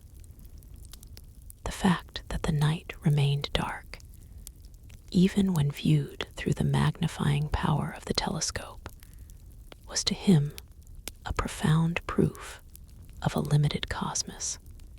He argued that these new stars were simply smaller or more distant inhabitants of the same thin, spherical shell that housed the visible constellations. They were not pioneers in an endless abyss, but rather fine details in a masterwork, much like the delicate veins in a maple leaf that only become visible when held against the morning sun. The telescope did not expand the universe. It merely sharpened the resolution of the existing home. Imagine a grand, circular courtyard paved with smooth stones. For generations, we believed we knew every stone beneath our feet. Then, a bright lantern is brought into the center, and its light reveals thousands of tiny, glittering crystals wedged into the mortar between the paving stones. We see more, but the walls of the courtyard have not moved an inch. The space is fuller, more intricate, but it remains a room, a defined place of safety. Kepler saw the new stars as these crystals, hidden by their own modesty, until the glass of the telescope coaxed them into the light. The universe remained a cosmic egg, its shell thick and protective, holding the yoke of our world in a cradle of specific, measured dimensions. It was a masterpiece of restraint, a design that preferred the elegance of the finite over the chaotic sprawl of the uncounted. For Kepler, the telescope was not an axe used to break the world open, but a fine brush used to fill in the missing strokes of a divine portrait. This boundary was his peace, a reassurance that the architecture of the heavens was built to the scale of the human soul, a place where every light had an assigned position in a meticulously choreographed dance. Letting this knowledge settle, we find ourselves standing beside Johannes Kepler as he guards the threshold of his own discovery, a man who sought the truth, but also sought the comfort of a meaningful hierarchy. To Kepler, the sun was not merely a source of heat, but the very eye of God, the central sovereign around which all life and motion performed their silent, obedient circuits. He looked upon the burgeoning idea of an infinite universe with a sense of profound spiritual vertigo, a fear that the sacred order he loved would be dissolved into a featureless mist. If the stars were infinite, if they stretched out in every direction like an endless meadow of identical wildflowers, then the sun would be stripped of its majesty. It would be reduced to a common flicker, a solitary monarch in a quiet palace, whose walls had suddenly collapsed to reveal a million other palaces exactly like it. Kepler's mind required a center. His soul demanded a heart. He argued with a fierce, quiet intensity that the universe must be finite, a bounded sphere with a clear and distinct edge that served as the final horizon of reality. This edge was not a limitation, but a sanctuary, a cosmic wall that protected the uniqueness of our solar system from the cold, leveling effect of the infinite. He feared that in a universe without a boundary, the sun would become unremarkable, a rare pearl in a silver chalice that had been tossed into a desert of white stones. For Kepler, the geometry of the heavens was a sacred language, and a language without a focal point was merely noise. He envisioned the stellar sphere as a thin, crystalline skin, a membrane that held the light of our sun in a state of exalted isolation. This was his preservation of solar centrality, a belief that the architecture of the cosmos was designed specifically to highlight the brilliance of our own central star. He saw the void beyond the stars not as a continuation of space, but as a necessary silence that allowed the melody of the planets to be heard. It was the difference between a single, clear bell ringing in a quiet valley and the thundering avalanche of competing chimes.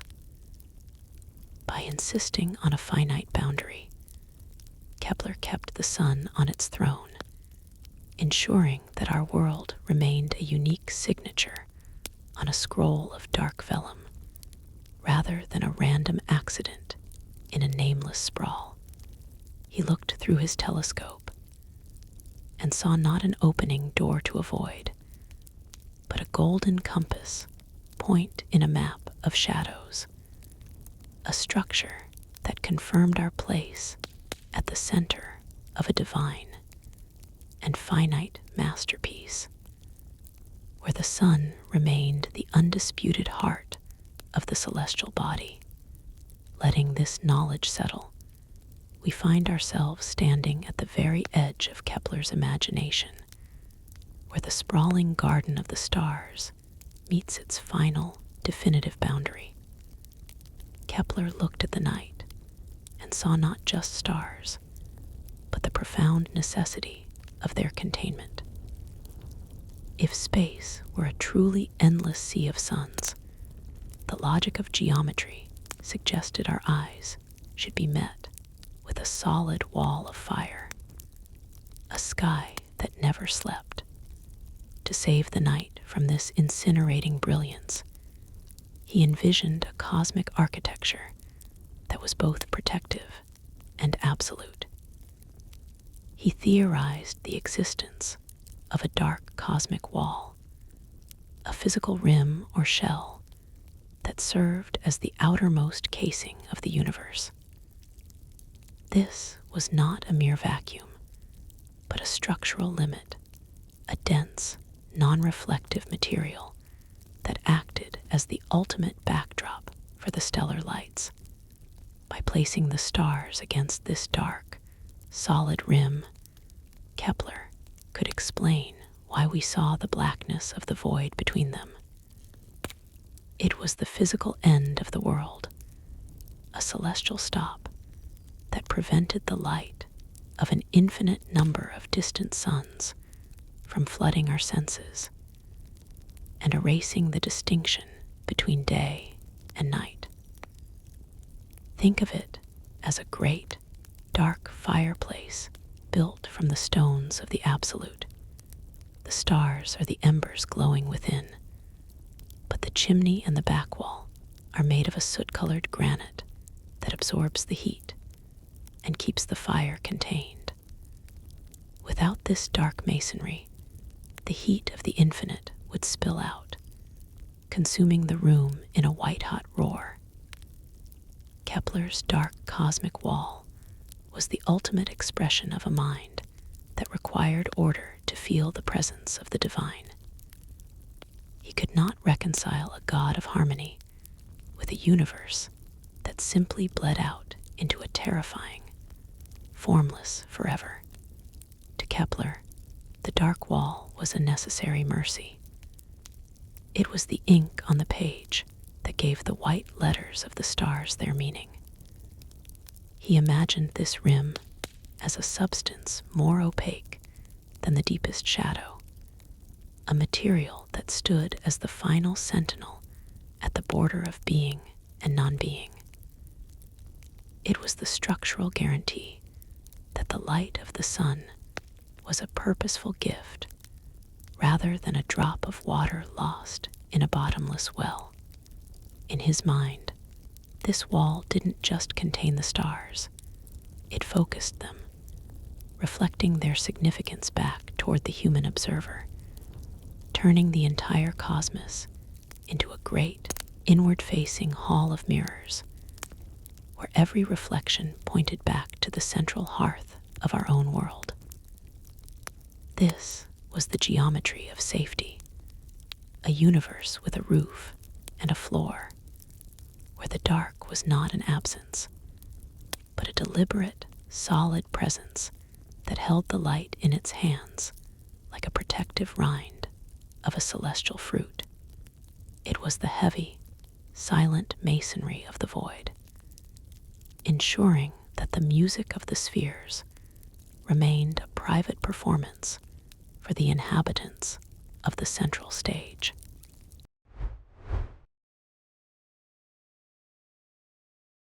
Drifting deeper into the winter of 1610, we find ourselves standing beside a man in Padua, peering through a crude assembly of wood and glass that would function as a structural solvent for the ancient architecture of the sky. Galileo Galilei did not merely look through his telescope. He allowed the universe to pour through a narrow aperture of ground crystal, forever altering the resolution of reality. In his seminal work, The Starry Messenger, he documented a discovery that acted as a silent earthquake for the human ego. Before this moment, the Milky Way was a poetic smudge, a celestial vapor that marked the boundary of the known. But when he turned his lens toward that luminous belt, the Starry Messenger spoke of a truth that the human eye, in its natural state, was never meant to grasp. He saw that the river of light was not a fluid entity, but a dense, staggering population of stars, each one a sun, each one a distinct point of fire that had previously been swallowed by the limitation of our own biology. The telescope functioned as a multiplier of light, gathering the faint, tired photons that had traveled across the abyss and focusing them into a sharp, undeniable presence. By resolving the nebulous glow into discrete stellar bodies, Galileo dismantled the conceptual wall of the firmament.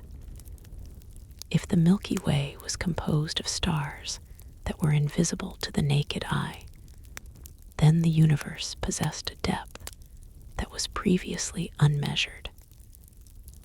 It suggested that the dark gaps between the known stars were not empty voids, but were instead crowded with a hidden census of light. This was the first empirical evidence that the cosmos was not a finished, polished surface, but a deep, multi-layered volume where the boundaries of visibility were set by the tool, not by the creator. It was as if a traveler, having long admired a distant purple mountain range as a single, solid barrier, suddenly looked through a lens and saw that the mountain was a swarm of billion white moths, each vibrating with its own life, stretching back into a distance that the mind could no longer contain. This was the shattering of the cosmic eggshell. The sky was no longer a decorative ceiling. It was a doorway left ajar. The stars were no longer rivets in a dome, but grains of luminous salt dissolved in a solution of infinite shadow. Galileo's lens was a silver key turning in the lock of the absolute, revealing that the house of the universe had no back wall, only an endless succession of rooms. We began to realize that we were not living in a closed chamber, but in the middle of a blizzard of suns, where the flakes were so numerous and so far away that they appeared to us as a calm, unmoving fog. His fragile bridge of optics served as a magnifying glass held over the skin of the infinite, revealing that what we called the night was an invisible crowd pressing against the glass of our own perception, waiting for the sudden clearing of a long-standing mist to show us how truly vast our neighborhood had become. Letting this knowledge settle, we begin to see that the night sky is not a flat canvas, but a gallery of staggering depth. For centuries, the human eye was the sole judge of celestial brightness, assuming that a dim star was simply a lesser light, a humble wick compared to the roaring bonfire of Sirius. But as Galileo turned his glass toward the heavens, he shattered the illusion of the two-dimensional dome. He realized that faintness was not an inherent weakness of the star itself, but a profound signature of distance. A star that appears as a mere ghost of a spark is often a giant sun, identical to our own, simply pushed back into the yawning corridors of the void. This revelation transformed the universe from a decorated ceiling into a cavernous reality where light is a traveler that tires across the leagues of space. The telescope did not just magnify the stars, it revealed the architecture of the deep. It showed that the darkness was not empty, but filled with objects so remote that their brilliance had been diluted by the sheer volume of the intervening nothingness. We began to understand that our vision is a selective filter, catching only the closest and brightest residents of a neighborhood that extends forever. The faintness we perceive is a testament to the scale of the stage on which we stand, a visual echo of a journey that has lasted thousands of years before reaching our pupils. Imagine standing on the edge of a great, dark moor at midnight. Far in the distance, a traveler carries a torch. Up close, that flame would be a blinding sun, casting long, sharp shadows and warming your skin. But as the traveler walks away, retreating into the folds of the landscape, the fire shrinks. It loses its heat, then its shape, and finally its color, becoming a tiny, trembling point of amber light. The fire has not changed, but the world between you and the flame has grown. This is the truth Galileo pulled from the silence of the stars.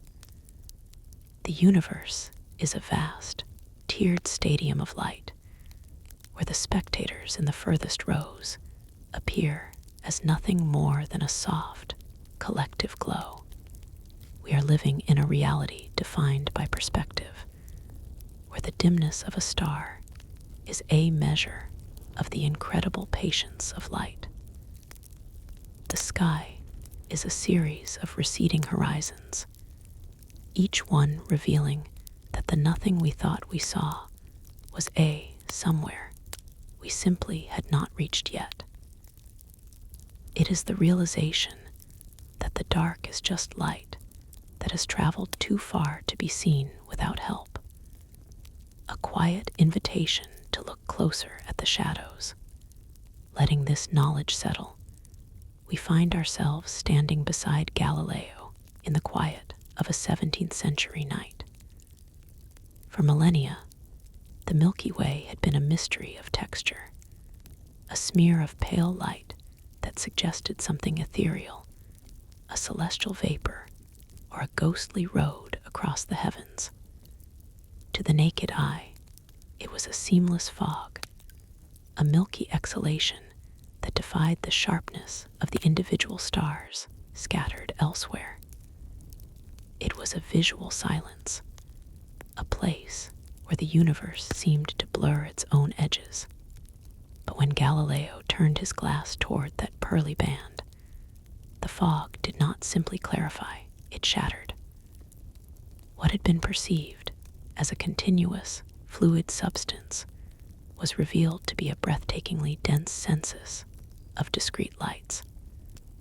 The Milky Way was not a cloud of celestial steam, but a staggering assembly of suns, so far away and so numerous that their individual identities had merged into a collective glow. This was the moment the universe lost its softness and gained its granular truth. The fog was an optical illusion born of our own limitations, a veil created by distance that only a new way of seeing could pierce.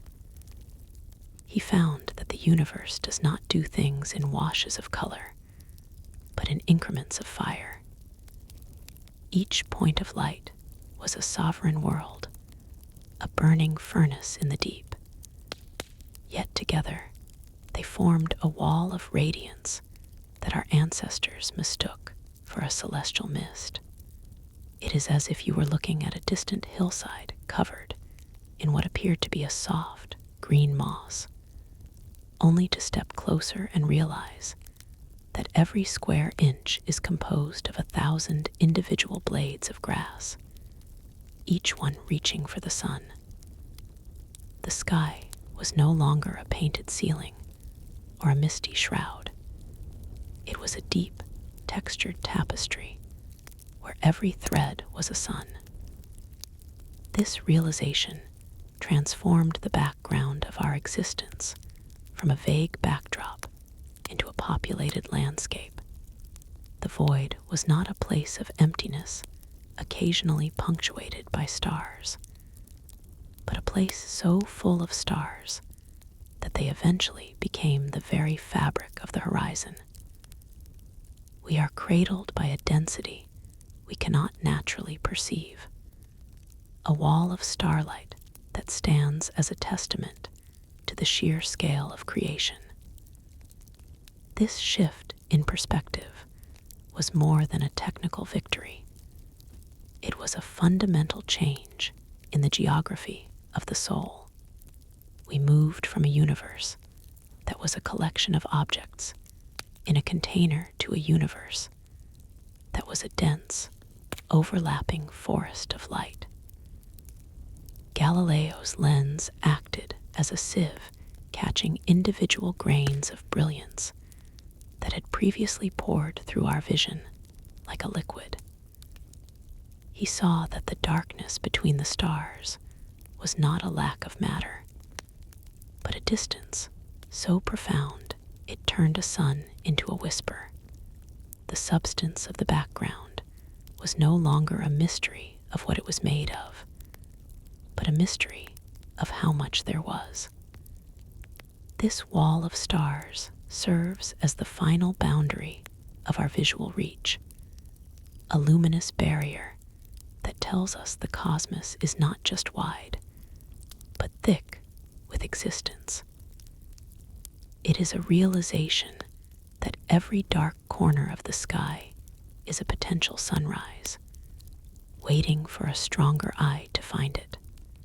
We drift now in a sea that is not made of water, but of an infinite number of droplets, each one a world of its own, creating a surface that appears solid only because we are so small and so far away.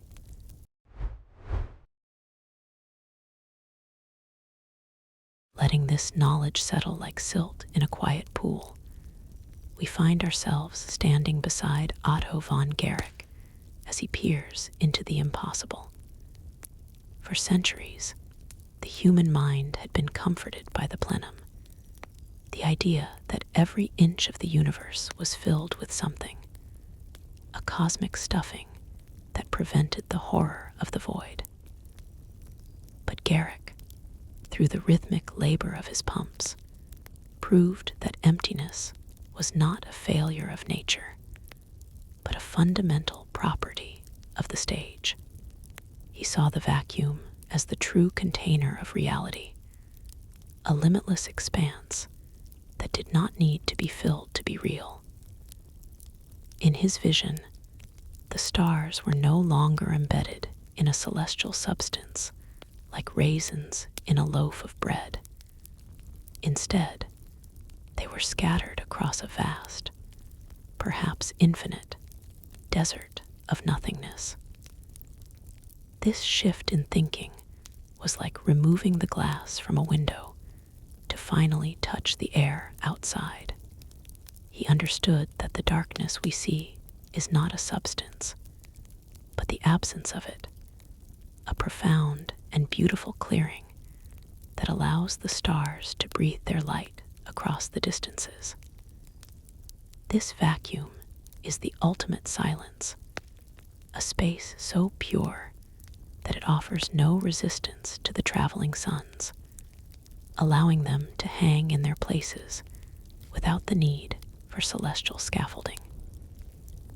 It is the negative space of a master's carving, where the beauty of the form is defined by what has been removed. We are drifting now through a hollow pillar of the night, a place where the distance is not a barrier of matter, but a transparent desert that stretches beyond the reach of any map. It is the stillness of a bell that has never been struck, a vast, unpainted room of the mind, where the only furniture is the fire of the distant suns. This emptiness is the dark lung of the Creator, a deep, cold exhalation of the infinite that provides the room for every galaxy to turn and every soul to wonder. We are no longer trapped in a crowded room of celestial fluids. We are travelers in an unoccupied gallery of the Absolute, where the silence is the most honest thing we can know. This realization that the void is the primary state of the cosmos invites us to reconsider the very nature of the background. It is not a wall, nor a mist, but a profound invitation to look further into the nothingness, until the nothingness itself becomes a form of presence. Drifting deeper into the architecture of this silence, we encounter the bold defiance of Otto von Guericke, a mind that dared to puncture the ancient fabric of the plenum. For centuries, the thinkers of the Old World insisted that nature abhorred a vacuum, believing the universe was a space so packed with subtle matter or celestial fluids that not a single hair's breadth of emptiness could exist. To them, the stars were like fruit suspended in a thick cosmic jelly, held in place by the very substance that surrounded them. They could not conceive of a world where something did not touch something else, for to them, the absence of matter was the absence of God's creative presence. But Guericke, through his experiments with pressure and iron spheres, demonstrated that the void was not just a mathematical ghost, but a physical reality. He proved that we could draw the air out of a vessel, leaving behind a hollowed out breath of the absolute, a pocket of stillness where the rules of the crowded world no longer applied. This realization rippled outward from his laboratory to the very edges of the cosmos, acting as an invisible tide of the vacuum that washed away the old heavens. If a vacuum could exist within a vessel on Earth, it could surely exist between the stars. By challenging the plenum, Guericke dismantled the physical requirement for stars to be close neighbors. In a universe filled with matter, objects must be supported or connected, but in a void, the stars are liberated from their tethers. They can be separated by gulfs so immense they defy the imagination, because the void requires nothing to sustain it. The emptiness becomes the stage rather than the substance, providing the transparency needed for the light of a distant sun to reach us across the eons. Imagine a busy marketplace, so crowded that every shoulder brushes another, and every word is muffled by the press of bodies. This was the plenum, a universe where every inch was occupied. Now, imagine the people slowly fatting away, leaving behind a wide, dark plaza at midnight. The cobblestones remain, but the press of the crowd is gone. The single lamp at one end of the square no longer has to fight through a sea of faces to be seen from the other side. This void is the great facilitator of scale. It is like the space between the notes in a solitary flute melody played across a frozen lake, where the cold air offers no obstacle, allowing the sound to stretch out until it touches the far shore. This emptiness is a liberation, a loosening of the cosmic joints that allows the universe to expand its chest and breathe. It is the transition from a world that is a solid block of marble to a world that is a scattering of pollen in a cavern of wind, held within an infinite quarry of the unmade. Letting this knowledge settle, we find ourselves contemplating the terrifying efficiency of the void. In the traditional architecture of the infinite, space is not a barrier, but a perfect conductor, a medium of absolute clarity that offers no resistance to the passage of a beam. Unlike the air of our world, which thickens with humidity and dust, the cosmic vacuum was perceived as a perfect optical silence that allowed light to move with an unearned grace. This is the principle of the unimpeded journey. When a star releases its energy, that light does not tire. It does not grow weary or dim from the sheer exertion of the distance. In the stillness of the deep, there is no cosmic friction to sap the strength of the photon. Each ray is an eternal traveler, a runner on a track of polished diamond who never loses their breath. Because space is empty, it is also honest. It preserves the integrity of the light, carrying the signature of a distant sun across the eons without smudging a single line of its luminous identity. If the universe were truly infinite and eternal, this transparency would lead to a relentless accumulation.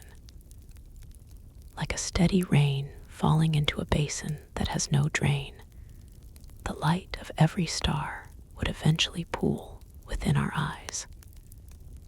There would be no such thing as a lost signal. Every spark emitted in the depths of the past would eventually reach the shores of the present, stacking layer upon layer until the night was saturated. We must imagine the sky not as a dark curtain with holes poked in it, but as a celestial reservoir where the radiance of 1 billion centuries is constantly arriving. This light is like a message written in ink that never dries and never fades, delivered across a desert that has no wind to scatter the pages. In this model, distance is merely a pause, a rhythmic delay in a conversation that never ends. The light we receive is as potent and sharp as the moment it fled the solar furnace, kept pristine by the cold mercy of the vacuum. It is a startling thought, for it implies that the darkness we see is a fragile thing, a temporary shadow in a world that should be a solid block of brilliance. This transparency is the silent facilitator of the paradox, the open door that invites the entire history of the heavens to occupy the same moment. It suggests a reality where the void is a transparent vault, housing a treasure of light that grows with every passing second, a mounting tide of fire that should, by all rights, have already drowned the world in midday.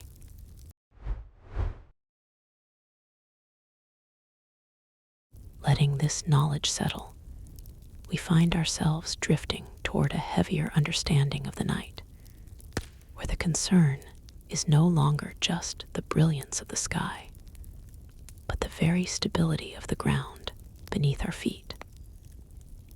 Isaac Newton's masterwork had effectively tied the universe together with an invisible thread of law, a principle that declared every object in the cosmos to be in a state of constant mutual attraction. This was the law of universal gravitation, a force that acts as a silent, unceasing cosmic handshake between every grain of dust and every burning sun. While this provided a beautiful explanation for the rhythmic dance of the planets, it introduced a terrifying instability into the concept of a finite world. If the universe were a bounded collection of matter, a grand, isolated island of stars floating in an empty void, it would possess a collective center of gravity, a point toward which all things would eventually be drawn. In this model, gravity becomes a patient predator of mass, a force that never sleeps and never tires. Without an infinite distribution of matter to pull back from the outside, the stars on the periphery would begin a long, inevitable journey toward the interior. It would be a slow-motion avalanche of existence, where the architecture of the heavens gradually loses its breath and begins to sigh inward. Every celestial body would participate in a catastrophic huddle, a terminal collapse where the distance between things is slowly erased by their own weight. This vision transforms the universe into a dying flower of a folding universe, a structure whose very nature is to bloom, and then crush itself into a single, dense point of silence. To look up at the stars and see them fixed and steady was to realize that a finite, bounded cage of the finite could not sustain the reality we observe. The permanence of the heavens suggested that the universe was not a simple vessel with a defined edge, for any edge would be the beginning of a fall. Instead, the stability of the cosmos became a riddle of geometry, implying that the only way to prevent a total collapse was to remove the center entirely. We are left to contemplate a reality that avoids its own destruction through sheer scale, a world where the pull of gravity is not a path to a single end, but a tension distributed across a landscape that refuses to end, a recipe for destruction that is avoided only by the absence of a final wall. Drifting deeper into the mechanics of this vast machine, we encounter the mind of Isaac Newton, who looked upon his own laws of motion and saw a terrifying potential for ruin. He understood that gravity was a greedy force, an unceasing hunger that draws every scrap of matter toward every other scrap. In a universe with boundaries, a universe shaped like a grand hall or a finite sphere, this hunger would inevitably lead to a catastrophic gathering. Every star, every planet, and every wisp of celestial dust would feel the collective pull of its neighbors and begin a slow, accelerating crawl toward the center of mass. Without a counterforce, the beautiful architecture of the heavens would eventually fold in on itself, ending in a singular, violent crush of matter. To solve this riddle of cosmic stability, Newton invoked the necessity of the infinite. He reasoned that if the stars were distributed throughout a space that had no end, the problem of a central collapse would vanish. In this model, every individual star is not being pulled toward a single, distant middle, but is instead caught in a perfect, eternal tension. For every sun pulling a star to the left, there must be another sun, just as massive and just as distant, pulling it to the right. Above and below, before and behind, the forces of attraction must cancel each other out through an infinite roster of neighbors. This requires a universe that refuses to stop, a reality where the map never reaches a margin, because the moment a margin is introduced, the balance is broken and the fall begins. Imagine an endless array of silver pendulums, each suspended by invisible wires that connect to every other weight in existence. In a small, fenced-in garden, the weight of the pendulums would pull the outer wires inward, snapping the supports and bringing the whole arrangement crashing to the earth. But in a field that stretches beyond the horizon of thought, the wires pull from every direction with equal grace.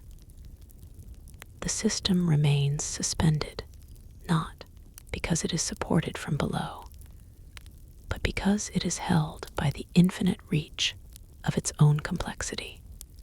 It is a cosmic tugaphor played by an infinite number of wrestlers, where no side ever gains an inch, because every participant is matched by another on the opposite side of the horizon. We find ourselves living within the invisible rigging of a vast sailing vessel, a structure that remains standing only because it has no outer skin to collapse. This stability is a precarious peace, a stillness born from the fact that there is no edge for the universe to lean against, and no center for it to fall into. It is a colossal archway without a keystone staying aloft, because the span itself never ends. A masterpiece of balance, where the weight of the whole is the very thing that prevents the parts from descending. Letting this knowledge settle, we begin to see how the very pillars of a stable universe, the ones Newton carved with such mathematical grace, began to cast a long, unintended shadow. To keep the stars from rushing together in a catastrophic embrace, he needed a framework that was as boundless as it was unchanging. He required a recipe for eternity, a set of ingredients that would ensure the cosmic ledger always balanced to zero. This was the birth of the infinite, static, and uniform model, a conceptual sanctuary where time stood still and space stretched out like an endless, unrippled pond. Newton's logic was a masterwork of necessity. If the universe were finite, gravity would act as a relentless architect of ruin, pulling every sun toward a common center until the entire structure folded in on itself. To counter this, he proposed an infinite expanse where every pull was met by an equal and opposite tug from an infinite number of neighbors. But this solution demanded two other conditions to remain coherent. It had to be static. The distances between the stars could not change, for any motion would break the delicate symmetry of the gravitational pull, and it had to be uniform. The stars had to be distributed with a predictable regularity, like seeds sown by a steady hand across an eternal field. This homogeneity was the final rivet in his model. Yet, in solving the problem of gravity, Newton inadvertently constructed a perfect optical trap. He had populated his infinite void with an infinite number of luminous points, each one a tiny furnace of fire, and in doing so, he removed the possibility of the dark. Imagine a forest that has no edge, where every trunk is a pillar of glowing white light. If this forest is infinite, and the trees are spaced with a rhythmic consistency, there is no direction you can look where your vision does not eventually strike the bark of a sun. In such a wood, there are no clearings, no gaps of shadow, and no horizon of night. Your eyes would be met by a solid, blinding wall of radiance, an unbroken sheet of fire that makes the concept of a sky obsolete. Newton's ingredients, the boundless reach, the frozen motion, and the even scattering of matter, transformed the universe into a cosmic furnace where the very air of space should be as bright as the face of the sun.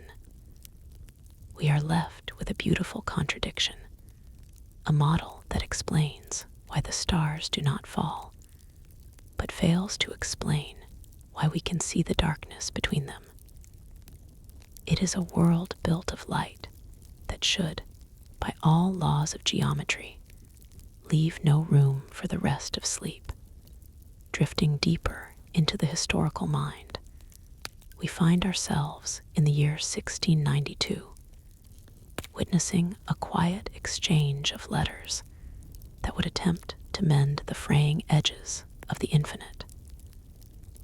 Richard Bentley, a man of faith seeking to reconcile the new physics with the old creator, reached out to Isaac Newton with a question that pierced the very heart of the gravitational mystery. If every particle of matter in the cosmos feels the pull of every other particle, why does the universe not simply fold in upon itself? To Bentley, the logic of gravity suggested a catastrophic reunion, a singular, crushing pile of matter at the center of all things. Newton's reply was both a masterpiece of logic and a quiet appeal to the sublime. He proposed that the only way to avoid this cosmic collapse was to assume a universe of truly infinite proportions. In his view, an infinite distribution of stars meant that for every pull to the left, there was an equal and opposite pull to the right. Each sun was a prisoner of its own equilibrium, held in place by the tug of neighbors that stretched out forever in every direction. It was a vision of a perfectly balanced ledger, where the accounts of motion and stillness were settled by the sheer scale of the void. Yet, even Newton recognized the fragility of this stability. He famously likened the stars to an infinite number of needles, each one standing perfectly upright on its sharpest point. The slightest tremor, the smallest deviation in density, would send the whole forest of needles toppling into ruin. To solve this, he reached beyond the equations, suggesting that a divine hand acted as a cosmic choreograph, constantly adjusting the positions of the stars to maintain their poise. This was a universe that required a constant, watchful presence to prevent the gravity of its own existence from becoming its tomb. It was a world held together by a perpetual miracle, a delicate suspension in a sea of potential chaos. Imagine a vast, dark ballroom where millions of dancers are held in a frozen embrace, their hands extended but never touching. Each dancer is pulled toward the others by an invisible force, yet they remain perfectly spaced because the hall itself has no walls and no center. They are suspended in a state of eternal tension, a rhythmic stillness that depends on every single participant remaining exactly where they were placed. If one dancer flinches, the entire assembly risks becoming a tangled mass of limbs and fabric.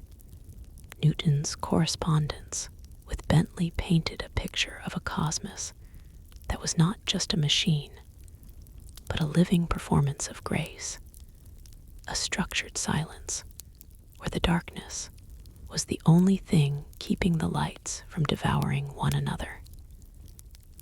In this model, the stars are like magnets held at a precise distance by a master's hand, prevented from snapping together only by the infinite reach of the gallery they inhabit.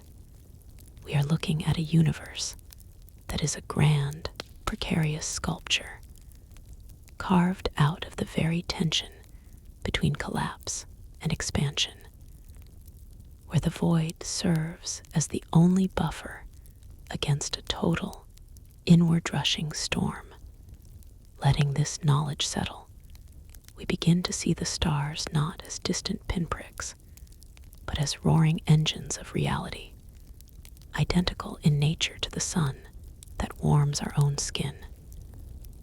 In the quiet rooms where Newton and Bentley exchanged their thoughts, the realization that every star was a sun was a revolutionary act of democratization.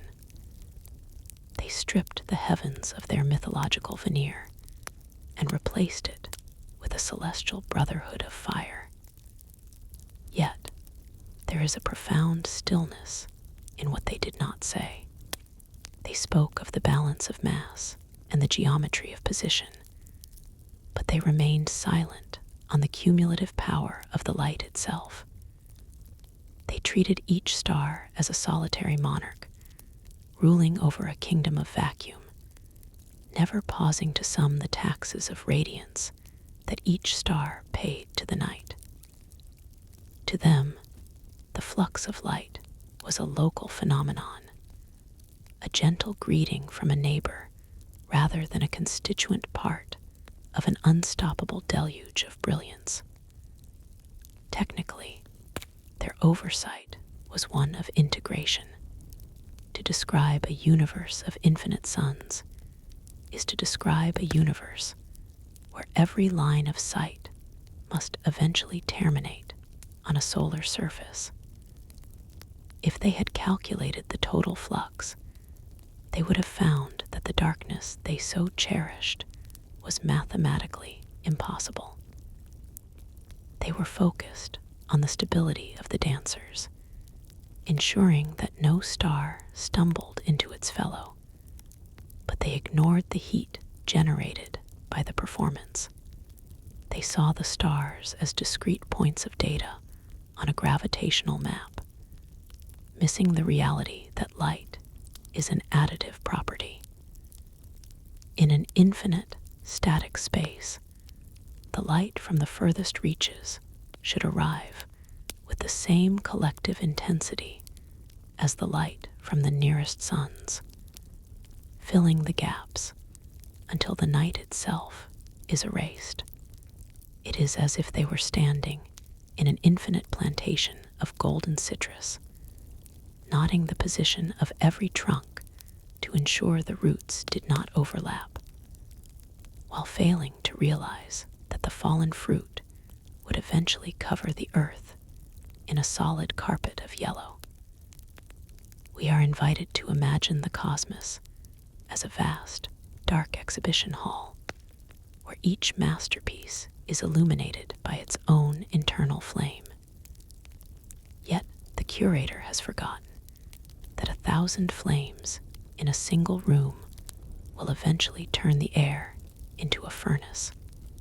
The stars were seen as a scattered collection of white-hot sovereigns dropped onto a dark velvet floor, precious and few, when the logic of their own infinite model suggested a floor made entirely of gold. This gap in their vision allows us to rest in the soft, cool shadows of the early modern mind, a place where the stars were suns, but the night was still allowed to be a sanctuary.